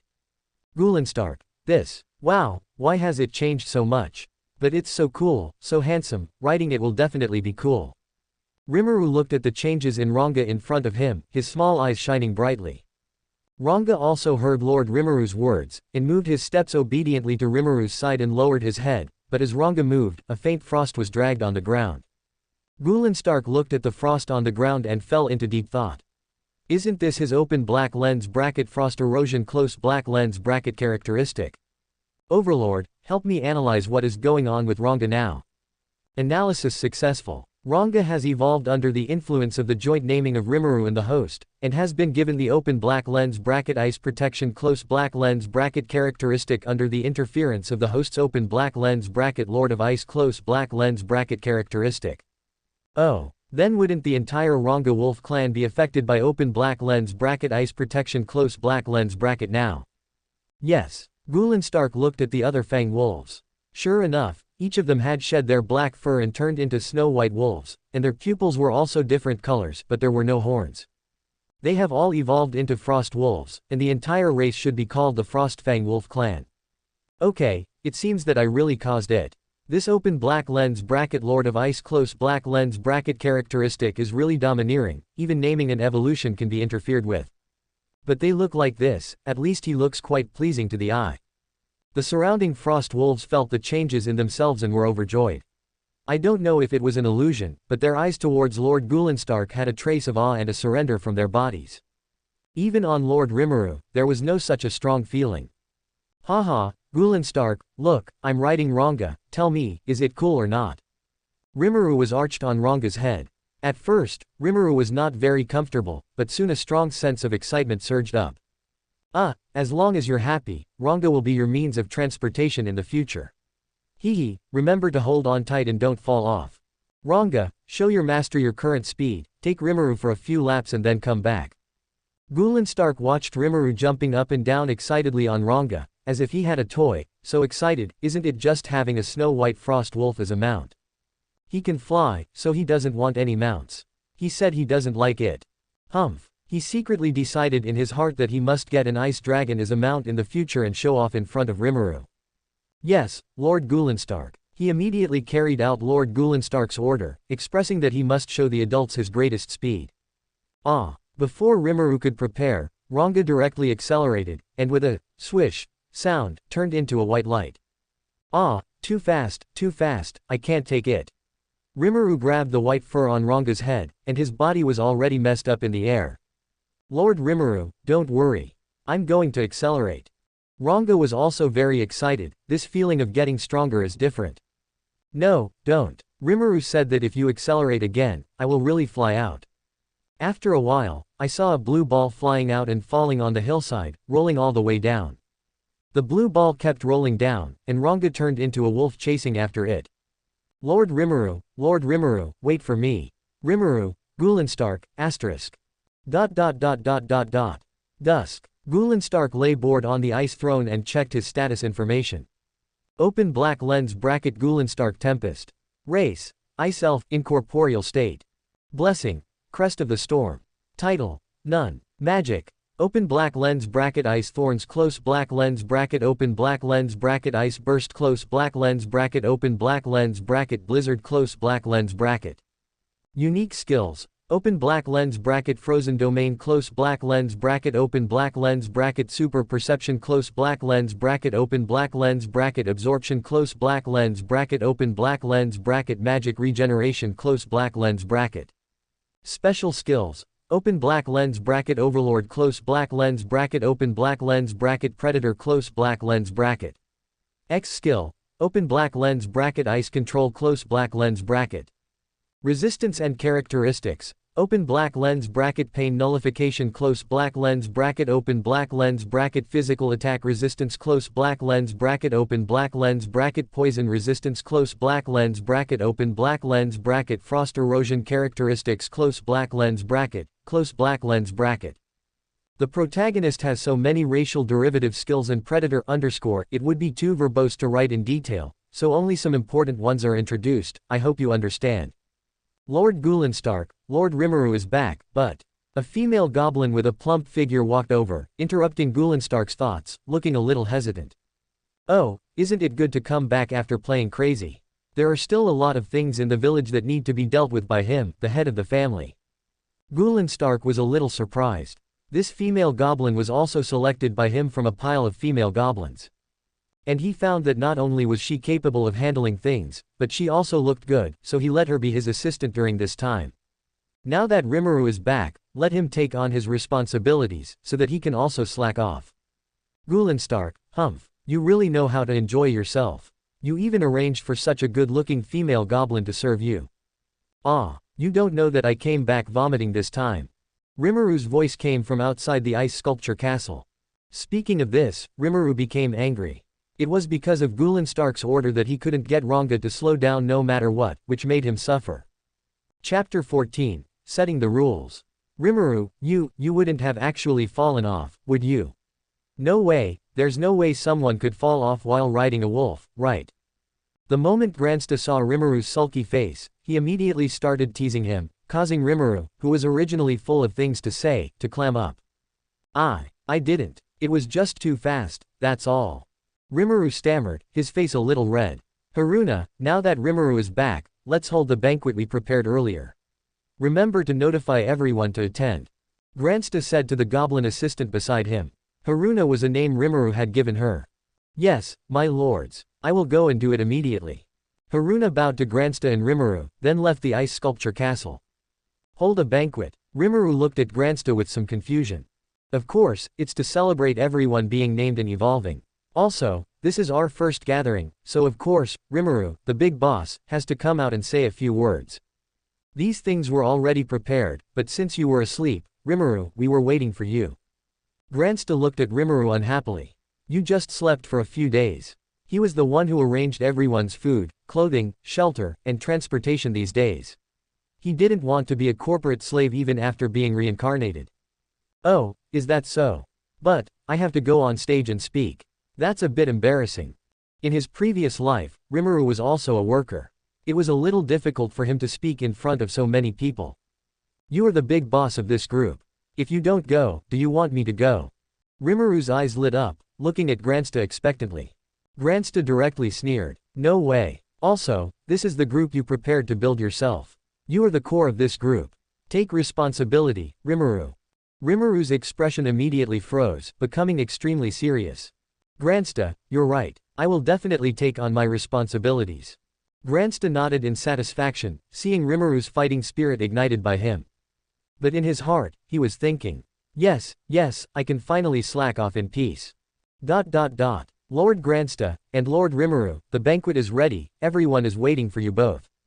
We are all looking forward to this banquet. Rigard and Haruna also entered the ice sculpture castle at this time to inform them. Okay, you go and wait first. Our Rimmeru needs a little time to prepare. Yes, the two were a little puzzled. It's just a banquet, what needs to be prepared?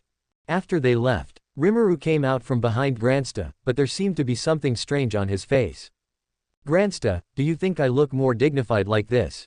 Rimmeru also showed Granstar the finished product he had prepared for a long time. Granstar looked at the two white mustaches made of Ranga's wolf fur, and his face immediately darkened. Rimmeru, you this. I can't really say. Anyway, you'll know once you try it. Granstar covered his forehead. How could it not look strange for a slime to wear two big mustaches? Dignified. Are you putting on a skit? On an open space outside. Piles of food were stacked up, and a high platform made of ice sculptures was placed in the middle. Around the high platform, rows of goblins and frost-fang wolves stood side by side. The neat appearance was very much like a cavalry formation. Standing at the front was Reincarnated, the former village chief, whose explosive muscles were very eye-catching. This was what Granstar had asked them to do. Although they didn't quite understand, they did as they were told. Under their gaze, their two lords finally appeared. Granstar, why is this such a big scene? I'm a little nervous, what should I do? Rimmeru was a little nervous when he saw such a big scene, even though he was mentally prepared. Just slowly walk to the high platform and say a few words. Granstar didn't care. Today's protagonist is Rimmeru. Instead, he walked to a pile of food and sat down casually, picked up a fruit and started munching on it, quietly watching Rimmeru. Rimmeru could only slowly move to the high platform, but he silently put away the white mustache he had prepared. Ahem, everyone. Facing the expectant eyes around him, Rimmeru didn't know what to say for a moment. Actually, I don't have anything to say. Then, to celebrate the evolution, to celebrate the end of the battle, and also to celebrate my recovery, let the banquet begin. Anyway, he couldn't say any serious opening remarks, so it was better to start the banquet directly. Let's leave the problems to be solved until tomorrow. Under everyone's happy cheers, the banquet lasted until late at night. The next day, everyone was summoned to gather together. I plan to set some rules for the village. There's a saying, without rules, there can be no circle. That's how it's said, right, Granstar? Granstar could only smile wryly and nod. After the banquet ended last night, Rimmeru and Granstar had a long and in-depth discussion. It was all about the future development direction of the village. After all, they had to support a large group of people. Rimmeru had talked with Granstar for a long time last night and summarized 3 points. The village is not large in scale now, and these 3 points are enough. Rimmeru jumped onto the high platform again, and the goblins and frost wolves below quieted down. Has everyone arrived? Then, Granstar and I will announce the rules. There are 3 in total, and I hope you can abide by them. Then, the main points are these 3. First, we cannot actively attack humans. Of course, if humans are endangering us, we can give some counterattacks. The latter part was added by Granstar at Rimmeru's request. Second, we cannot have internal strife. Remember that we are a whole. If we have difficulties, we must face them together. Third, your strength has already evolved, so you cannot bully other weaker races just because you are strong. Rimmeru said a lot in one breath, looked at the people below, and habitually said. Did everyone understand? If you have any questions, you can ask. At this time, the village chief's son, Reincarnated, stood up and said in confusion. Lord Rimmeru, why can't we attack humans? But he was immediately glared at by Reincarnated. The meaning was like saying, how can you question the will of Lord Rimmeru and Lord Granstar? Subscribe to Chinese Novel Audiobook YouTube channel. Chapter 15 Assigning Tasks. It's because Goblin and I both prefer humans. Yes, that's it. Of course, Rimmeru wouldn't say that he and Goblin were reincarnated, so he just made something up. Oh, is that so? Looking at your expressions, it seems like there are still many things you don't understand, young ones. These innocent children then looked at Goblin, like a group of curious babies. Goblin turned his head and glanced. Good grief, waiting to be fed, are you all? Look at Rimmeru over there. Helpless, Goblin could only chime in. Actually, it's like this. Humans are quite hostile towards monsters. If we clash with them, we might face a large-scale siege. In short, it's forbidden to attack humans casually. Building friendly relationships with them is beneficial to us. Everyone's gaze returned to Rimmeru, who calmly coughed. Yes, what Goblin said is exactly what I was about to say. Do you understand? He successfully earned a glare from Goblin. It sounded like he was desperately trying to cover up his poor speaking skills. Faced with the two adults' explanation, Ranga nodded deeply in agreement. After all, he had lived in the eastern part of the Jura forest before and had greeted humans a few times. Are there any other things we need to pay attention to? Don't underestimate other weak races. What does that mean? At this time, another goblin weakly spoke up, and Rimmeru gave him an approving look. Rimmeru also explained to them. You have already been named by me, so you are considered my subordinates, and your strength has also increased a lot. But remember, we can't think that we can become kings just because we are strong. We must treat other weak races kindly. He knew better than anyone how dangerous this world was. With their current strength, they were still too weak. The goblins listened attentively and nodded in understanding, remembering these rules in their hearts. That's it. Everyone, please try to abide by them. Everyone nodded in agreement, clearly expressing their approval and support for this decision. And so, Rimmeru dismissed everyone. As soon as Gulista heard that there was nothing for him to do, he returned to his ice sculpture castle to sleep comfortably. Rimmeru turned his head and found that Gulista had already disappeared. Ah, that guy went to slack off again. How cunning. There was no choice. The village was newly built, and there were still a lot of things waiting for him, the big boss, to handle.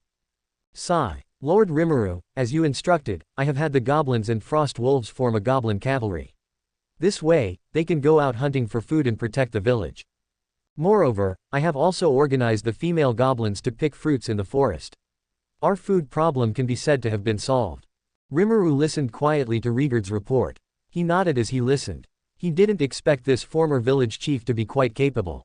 Rigurd, from today onwards, I want you to lead the goblins in the village and handle the affairs of the village.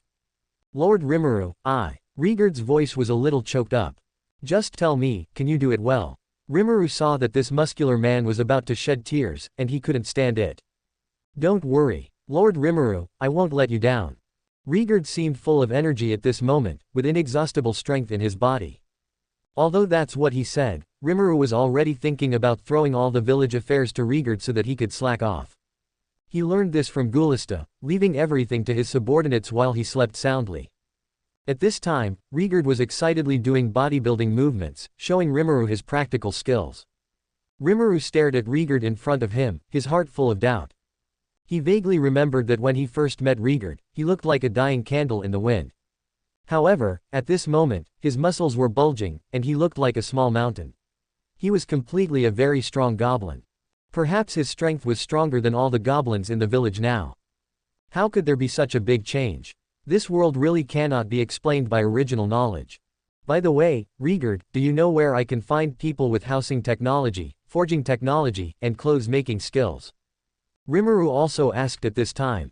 Last night, Gulista had told him that to do a good job in construction, there must be talents in this area. Lord Rimmeru, you want to?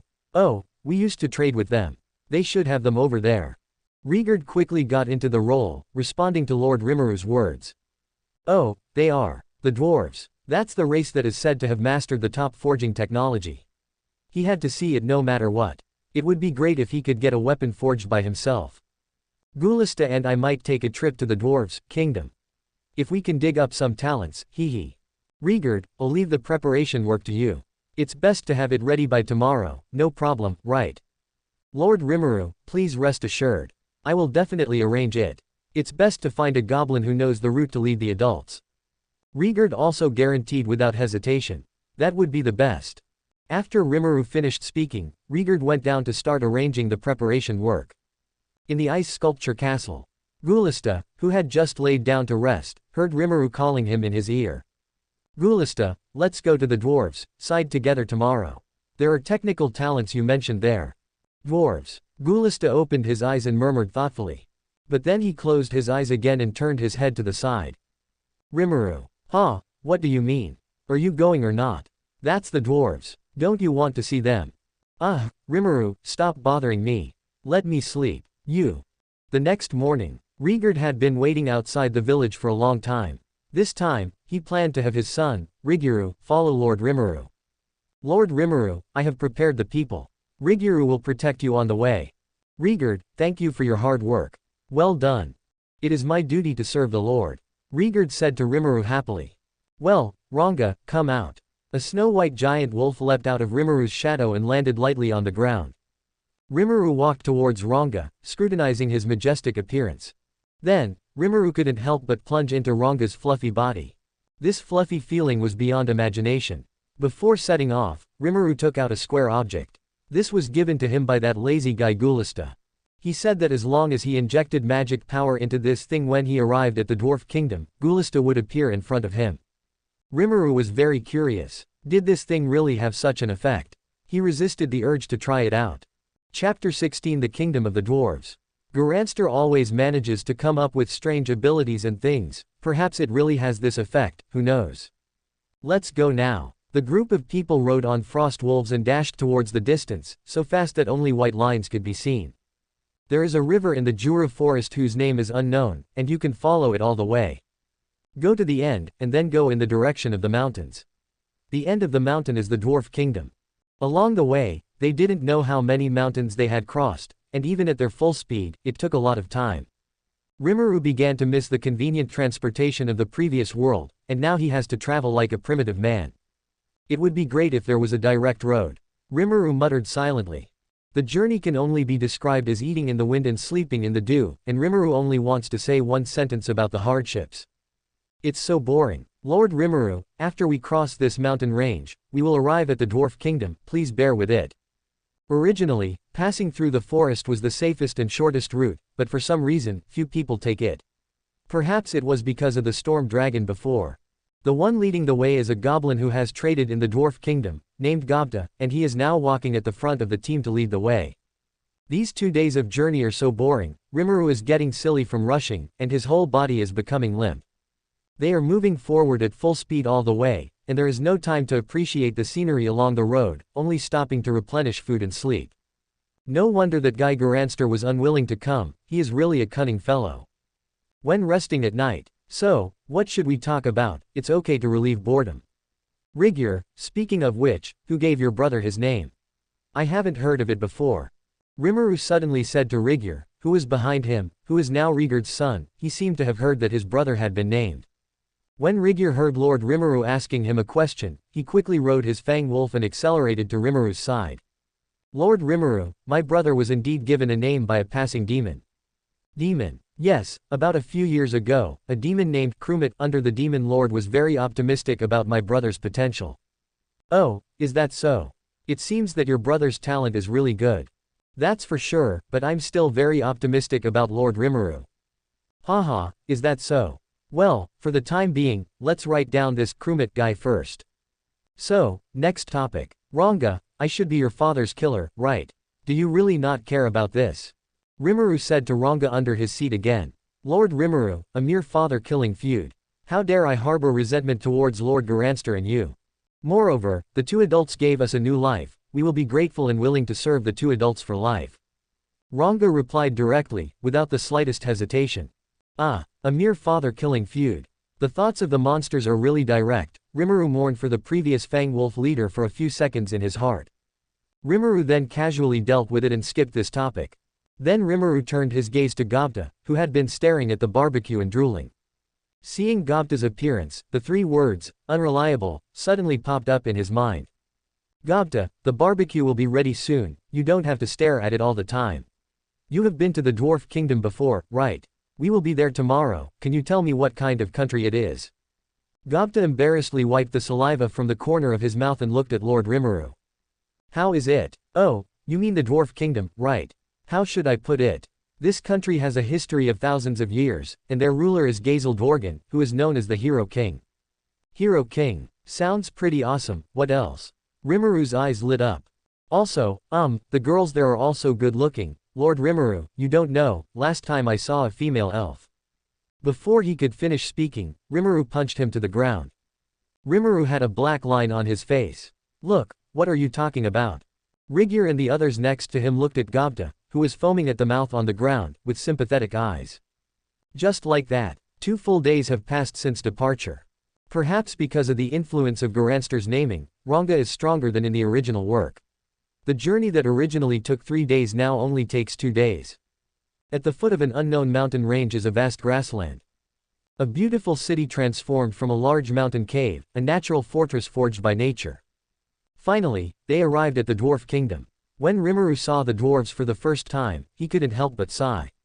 These dwarves are all armed to the teeth. It can only be said that they deserve to be a country with top-notch forging technology. Look, there are many merchants and adventurers queuing outside. And the dwarven soldiers guarding the gate seem to have a bit of a powerful aura. Lord Rimmeru, we can't provoke these dwarves, their military strength. Rigyur looked at Lord Rimmeru with some concern. That's right, I was beaten up last time I came here. If it weren't for a kind merchant who rescued me. Gobta said with a look of lingering fear. There's such a thing. Rimmeru looked at Gobta in surprise.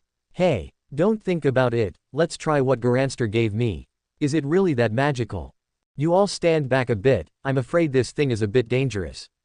Rimmeru asked Ranga and the goblins to retreat to a certain safe distance, but his worry was a bit superfluous. Under the curious gaze of Ranga and the goblins, Lord Rimmeru took out a square-shaped object. Rimmeru carefully poured magic power into this strange cube, and saw the cube slowly open and emit blue light. After a while, the cube flew out of Rimmeru's hand, spinning rapidly in the air, and finally formed a blue vortex half a meter high. A small blue humanoid figure flew out of the vortex and greeted Rimmeru as soon as he saw him. Yo, Rimmeru, you guys are really slow, it took you 2 days to go to the dwarf kingdom. You cunning fellow. Rimmeru just recovered from the shock and gnashed his teeth at the guy in the air. Ranga and the goblins next to him had been watching, until Lord Granstar suddenly appeared.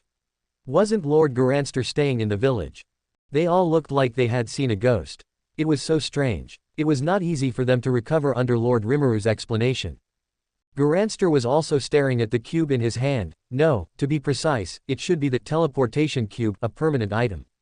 Chapter 17 Separate Actions. That's right, this is the first B-grade tool that Gulanzista has synthesized from materials these days. Its only function is teleportation. These teleportation cubes come in pairs. One cube acts as an anchor point. As long as magic power is injected, a temporary teleportation vortex can be formed. Gulanzista obtained these materials on the day Rimmeru fell asleep and left, when he encountered a B-grade monster with space attributes in the Jura forest and hunted it down. It's a pity he only encountered one, so the materials could only be used to synthesize one teleportation cube. Gulanzista, your teleportation cube is so convenient. Can it be mass-produced? Rimmeru took the cube in his hand with surprise. Isn't this the legendary artifact for calling people to fight? I'll never be afraid of group fights again. What are you thinking about? There are no more, only this pair. You must take good care of it. If anything happens in the future, you can use this to summon me over. Gulanzista said unhappily. Rimmeru really knew how to think. He also wanted to get a few more, but the materials were too rare. He was just lucky that time. Rimmeru thought about it and realized that such a magical thing couldn't possibly be mass-produced. It's good enough to have one for self-defense. Is the dwarf kingdom ahead? I must say, this city gate is really tall. Gulanzista instead looked towards the direction of the dwarf kingdom's city gate. It really was tall. Yeah, I heard that their dwarf king is a ruler known as the Hero King. We'd better not run into him. We don't know what his attitude towards monsters is. Rimmeru nodded and explained to Gulanzista with a serious expression. A ruler called the Hero King. Gulanzista's eyes showed an interested look, and a different kind of light appeared in his eyes. He understood even more than Rimmeru that this Hero King's strength was probably very strong, but he didn't know exactly how strong.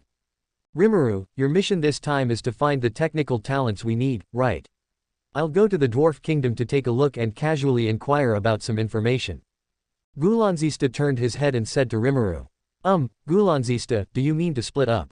Yeah, Rimmeru thought about it and thought it was a good idea, so he nodded in agreement. Alright then, Gulanzista, take it easy, don't cause any big trouble. Rimmeru still wanted to remind Gulanzista. This guy's personality was cold towards everyone except his own people. I know, Rimmeru. If you guys complete the mission, go back first. I still want to teleport back this time. After Gulanzista finished speaking, he manifested a pair of transparent wings from his back, and then turned into a blue stream of light and flew towards the dwarf kingdom. Hey, be civilized and polite. Line up to enter. At least you should take me with you. Hey. Rimmeru watched Gulanzista fly directly into the kingdom, and shouted somewhat angrily, but unfortunately Gulanzista couldn't hear him at this distance. Will it be alright for Lord Gulanzista to act alone? Gobuta asked with a little worry. Don't worry, that cunning guy is still very strong. Why worry about him? Rimmeru said unhappily. Everyone else was silent. Only Lord Rimmeru dared to say Gulanzista like that. None of them dared to speak about Lord Gulanzista behind his back in such a tone. Lord Gulanzista is not as gentle as Lord Rimmeru. He is very decisive in killing and is an object of worship for many people in the village. However, even though he said that, Rimmeru still looked in the direction Gulanzista left with a little worry, feeling that Gulanzista would cause some big trouble. Let's go line up to enter the city. Rimmeru didn't have the ability to fly, and with his personality, he didn't want to enter the city in such an arrogant way. But, hey, You few trash monsters, what qualifications do you have to line up in front of this daddy? Get out of the way. There are always a few guys who are not afraid of death. Unexpectedly, Rimmeru and the others were thrown into prison by the arriving dwarf guard. It's bad, something big has happened. At the mine, armored dinosaurs have appeared. Several miners who went to collect ore have been seriously injured. What? Has the armored dinosaur been subjugated? There's no problem there for the time being. Right now, the subjugation team is already on its way. However, the injured are too seriously injured. I don't know if it's because of insufficient wartime preparation or something else, but all the recovery medicine is out of stock, and it seems that the city's reserves cannot be used. The original plot still hasn't changed. Rimmeru acted as a good person and took out some recovery medicine, and also gave a bottle of magic potion. As for Gulanzista, no dwarf at all noticed that someone had already flown into their kingdom. As soon as Gulanzista landed on the ground, he returned to his original size. So this is the dwarf kingdom. The security is really good. Gulanzista looked at the surrounding crowd. There were people of various races. It could be said to be a big mix. There were also many humans. It was worthy of being a powerful neutral country. Wow, that man is so good looking. He looks like an elf. So beautiful. What Gulanzista didn't expect was how heaven-defying his appearance was in this society, especially for women. The surrounding gazes and voices made Gulanzista's face darken. It was okay for young ladies to praise him, but why were the men like this? Soon he was accosted by some human women. It was really that no one could resist his elven charm. He was very distressed and just perfunctorily answered a few sentences. The road was blocked, and trouble came as well. A team of dwarf guards looked at Gulanzista surrounded in the middle, thinking something had happened, and rushed over. Sigh. Gulanzista sighed helplessly. He couldn't even take a good stroll. He wouldn't be sent to prison by the guards to see Rimmeru, would he?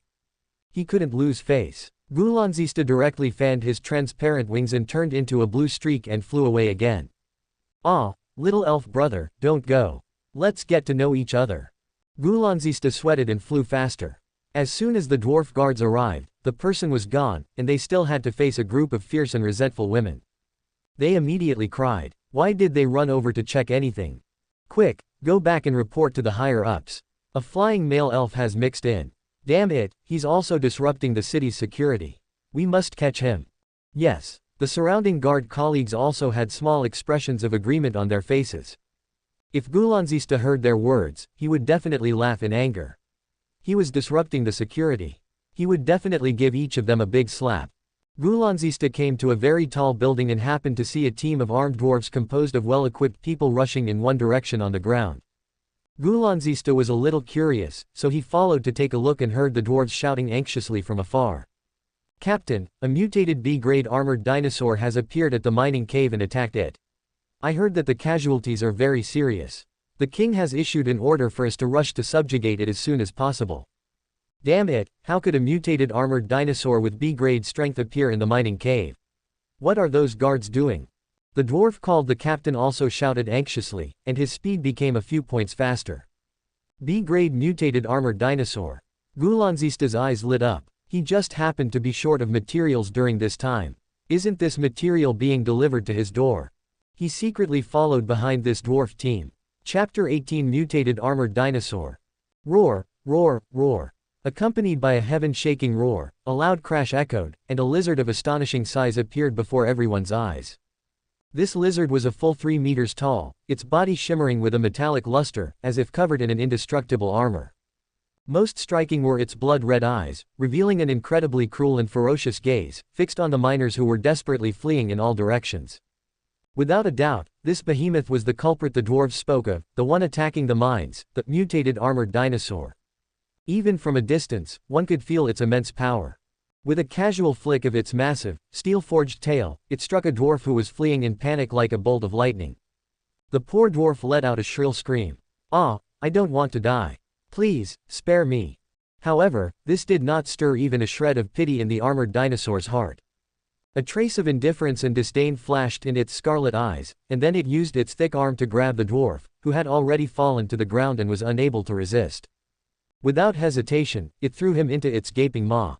Ah! Accompanied by another heart-wrenching scream, the dwarf was crushed and chewed to pieces by the armored dinosaur, The sound of its chewing was clearly audible, sending shivers down the spine. The remaining miners watched this scene with grief and indignation, their eyes filled with despair. They simply couldn't escape the B-rank armored dinosaur. Beast, stop. Just then, an astonishing roar came from the distance, filled with endless fury. It's the subjugation squad. It's Commander Krug. We're saved. In fact, Gulantista, who was following behind the subjugation squad, had already foreseen the cruel scene, having sensed the horrific scene ahead through his magic perception. Gulantista frowned deeply. The situation was far worse than he had imagined. And that hateful monster was actually eating people right in front of him. Gulantista's blue pupils turned incredibly cold. However, someone was clearly even more furious than Gulantista. The subjugation squad, who had just arrived, witnessed this bloody scene, their eyes wide with burning anger. Beast, how dare you devour our people? We will tear you to pieces. They roared through gritted teeth, their weapons trembling with rage. Krug's eyes widened, his eyeballs almost popping out of their sockets, his face filled with disbelief and extreme anger. In the dwarf kingdom, such a terrible thing had never happened in recent years. He vowed secretly that he would make this hateful beast pay a heavy price no matter what.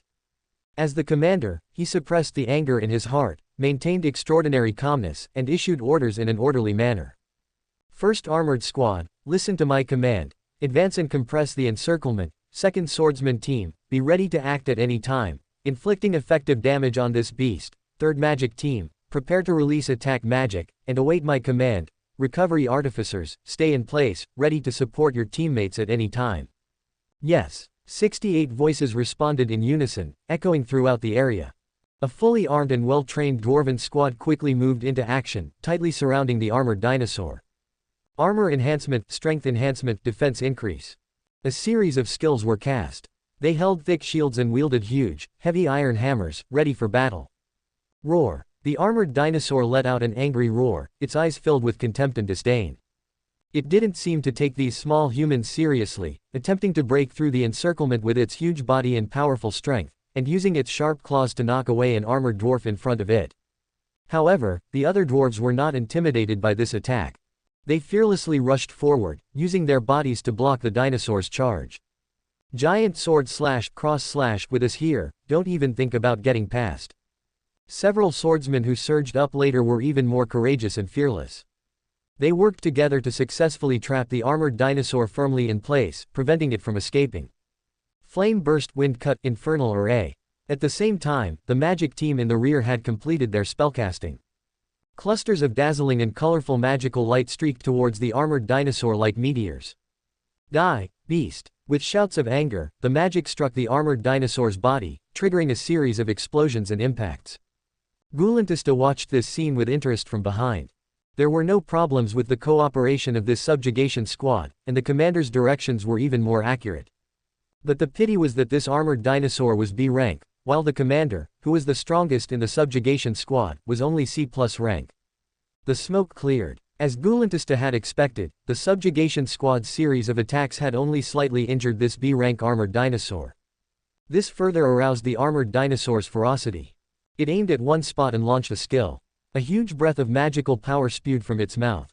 Commander Krug watched this scene in disbelief. Their attacks had only broken through a bit of its defense. Seeing the armored dinosaur's counterattack, he quickly reacted.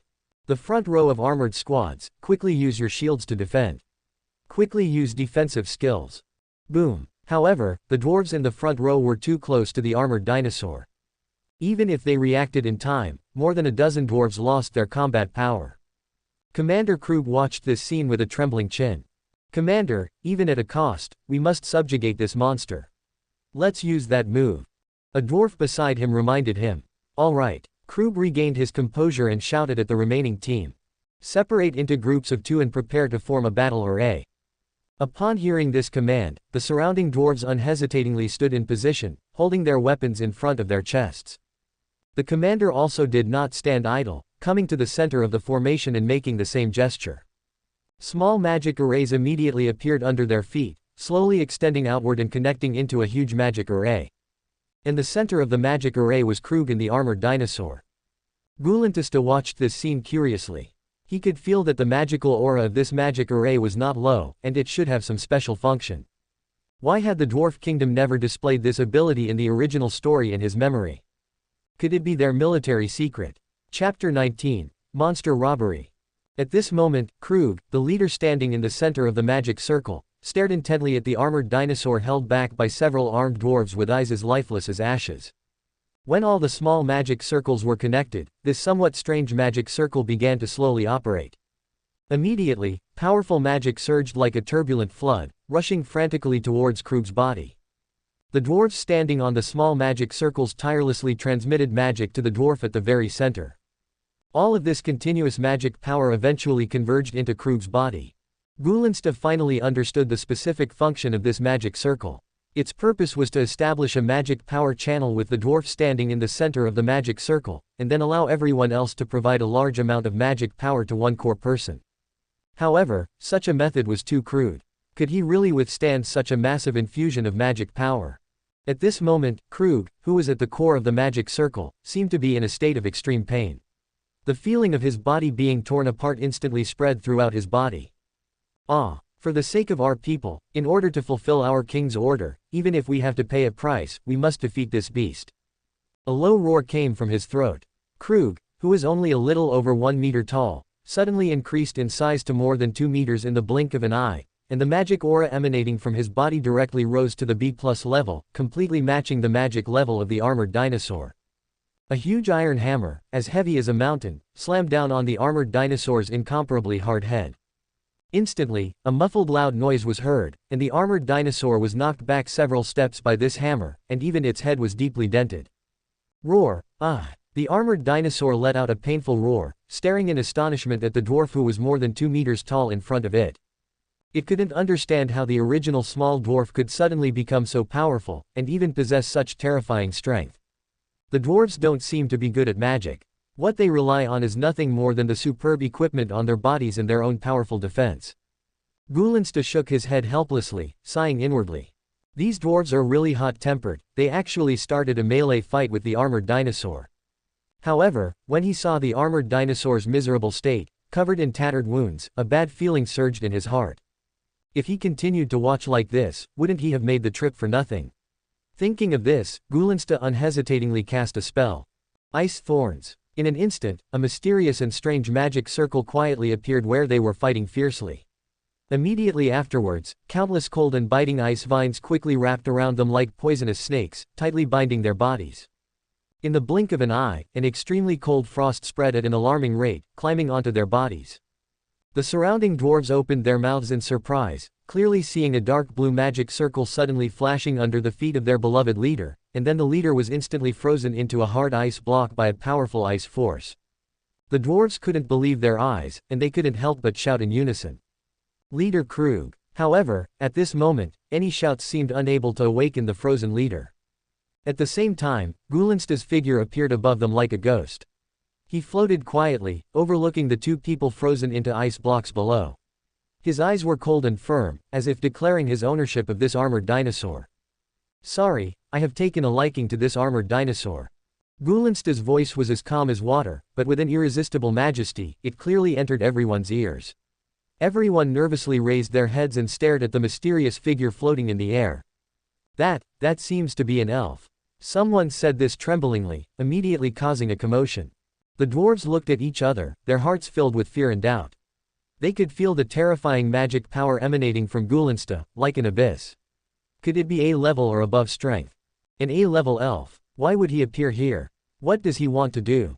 Countless questions flooded their minds, making the already tense atmosphere even more solemn. Although the frozen leader Krug couldn't speak, he stared at Gulensta with his eyes. I have no malice towards the dwarves, I'm just interested in this monster. Gulensta added, then looked at the mutated armored dinosaur below, and slightly raised his hand. An ice thorn several meters long went straight to the monster's heart, and the armored dinosaur's eyes became horrified. With a tear sound, the ice thorn pierced through the armored dinosaur's body, but sensing that its life aura had not disappeared, Gulensta was a little surprised. Ice blade. So he added another blow, and an ice blade directly cut off the monster's head. The prompt in his mind also sounded at this time, proving that the armored dinosaur was completely dead. The host hunts a B-level armored dinosaur, plunders skills and obtains armored body, metal control, scorching breath. Obtain B-level material. Gulensta did not let go of the remaining body of the armored dinosaur, and put it into the material library, to bring back to Rimmeru for an extra meal. Only then did he turn his attention to the wary dwarves, and release the ice on Krug. The surrounding dwarves quickly gathered around. Leader, are you okay? Krug shook his head and looked at Gulensta's position. Respected lord, I am the leader of the 2nd Army Corps under the Dwarf King, may I ask? Gulensta naturally knew what he wanted to ask, and waved his hand to interrupt him. After thinking about it, he took out a few bottles of magic potions and threw them to Krug. This is a magic potion, consider it compensation for me stealing your monster. I don't want to offend your hero king either. After speaking, without giving Krug a chance to react, he turned into blue light and left. Stealing a monster. Krug opened his mouth, wanting to say something. Leader, look, the magic potion of that elf is too heaven-defying. Krug looked at the talking dwarf in disbelief. Chapter 20 Night Butterfly. Not bad, not bad. I didn't expect to have such unexpected gains from this trip to Dworgen. Glanstad lay lazily on a tall building, looking at the B-grade materials in his material storage with satisfaction. I've explored almost all of the Dworven kingdom. It truly lives up to its reputation as a nation where dwarves, humans, and elves coexist. Even monsters can roam the streets of this country. King Gazel, known as the Hero King, possesses such courage entirely because of his strength. It's said that he alone is comparable to an army, and he hasn't suffered a single defeat in his many years of conquest. His strength is already comparable to a demon lord, and even rivals that of an awakened demon lord. Glanstad estimates that his own strength is at the level of an ordinary demon lord, still somewhat short of the awakened demon lord level. Rimmeru's strength should be about the same as his, at the level of an ordinary demon lord. If he were to face some ordinary demon lords, Glanstad is confident he could completely crush them, but against someone like Gazel, he doesn't know how long he could last. Awakened demon lord, huh? Glanstad stared intently at the material storage. He had already asked Overlord how to improve his strength. The answer he received was that he needed to fuse several A+ grade rare materials with advanced characteristics to trigger his evolution. Only then did he realize that he could also improve his strength by fusing high-level materials. In simple terms, these materials are Glanstad's experience points, but with his current strength as an ordinary demon lord, he can only fuse materials of A+ grade or higher. This is why Glanstad is so eager to hunt high-level monsters. He's not like a certain naive slime who can get stronger just by devouring. In the world of that time I got reincarnated as a slime, the rules are so simple, strength is everything. Without strength, you can only be dominated by others. He only needs to evolve once more to reach the strength of an ordinary demon lord, but that requires materials. Glanstad snapped out of his thoughts, stroking his chin. I should probably go find Rimmeru. Is he still in prison? Should I bail him out? Or should I just wait for Rimmeru in one place? I'm afraid of hurting his pride. Soon, Glanstad thought of a place, and his figure disappeared. Not long after Glanstad left, a ghostly figure appeared where Glanstad had been. Strange. Why can't I track him? Could it be that my concealment technique has been discovered? The figure frowned slightly. Just now, she tried to track him using a skill, but it failed. Forget it, I'll go back and report to the king. The figure slowly disappeared from the spot again. On a certain street, a person wearing a blue robe, with a handsome face and ice blue pupils, was particularly captivating. He stood quietly in front of a store, looking up at the store's name hanging above. Logically speaking, how could there be no one around this kind of store? Could it be that he was too early? The store is called Night Butterfly. This should be the place. Let's go in and see what it's like. He muttered to himself as he stepped into the store without hesitation. As soon as he entered, he saw a beautiful female elf leaning against the bar, dozing off. The female elf seemed to sense someone coming in, subconsciously rubbed her eyes, then suddenly raised her head and said with a smile. Welcome, I'm sorry, our store usually only opens in the evening. You're too early. However, when she saw the person's appearance clearly, the smile on her face instantly froze, replaced by complete surprise. She couldn't help but cover her mouth with her hand and exclaimed. So handsome. No, you're actually a male elf. How is that possible? Time passed quickly, and night quietly descended. Haha, Lord Rimmeru, you've really helped me a lot today. Don't worry, I'll definitely fulfill all your requests. Then thank you, Kaijin. Rimmeru thanked him with a smile. Actually, today he only copied a few magic swords using his skill, so why did they have to drag him out to celebrate? I heard that several very beautiful elf ladies have come to that store. That's right, they're all very cute elf ladies. Hee. Rimmeru originally planned to refuse, but as soon as he heard the dwarf brothers say there were elf ladies at the store, he immediately changed his mind. Actually, it's not like I can't go take a look. You must know that Rimmeru had been craving elf ladies for a long time. Could it be that he was going to feast his eyes today? Rimmeru was dragged by the dwarf brothers to a night butterfly store. Allah, welcome, to this, aren't these all beautiful ladies? Such long years. They really are elf ladies, and not the male kind.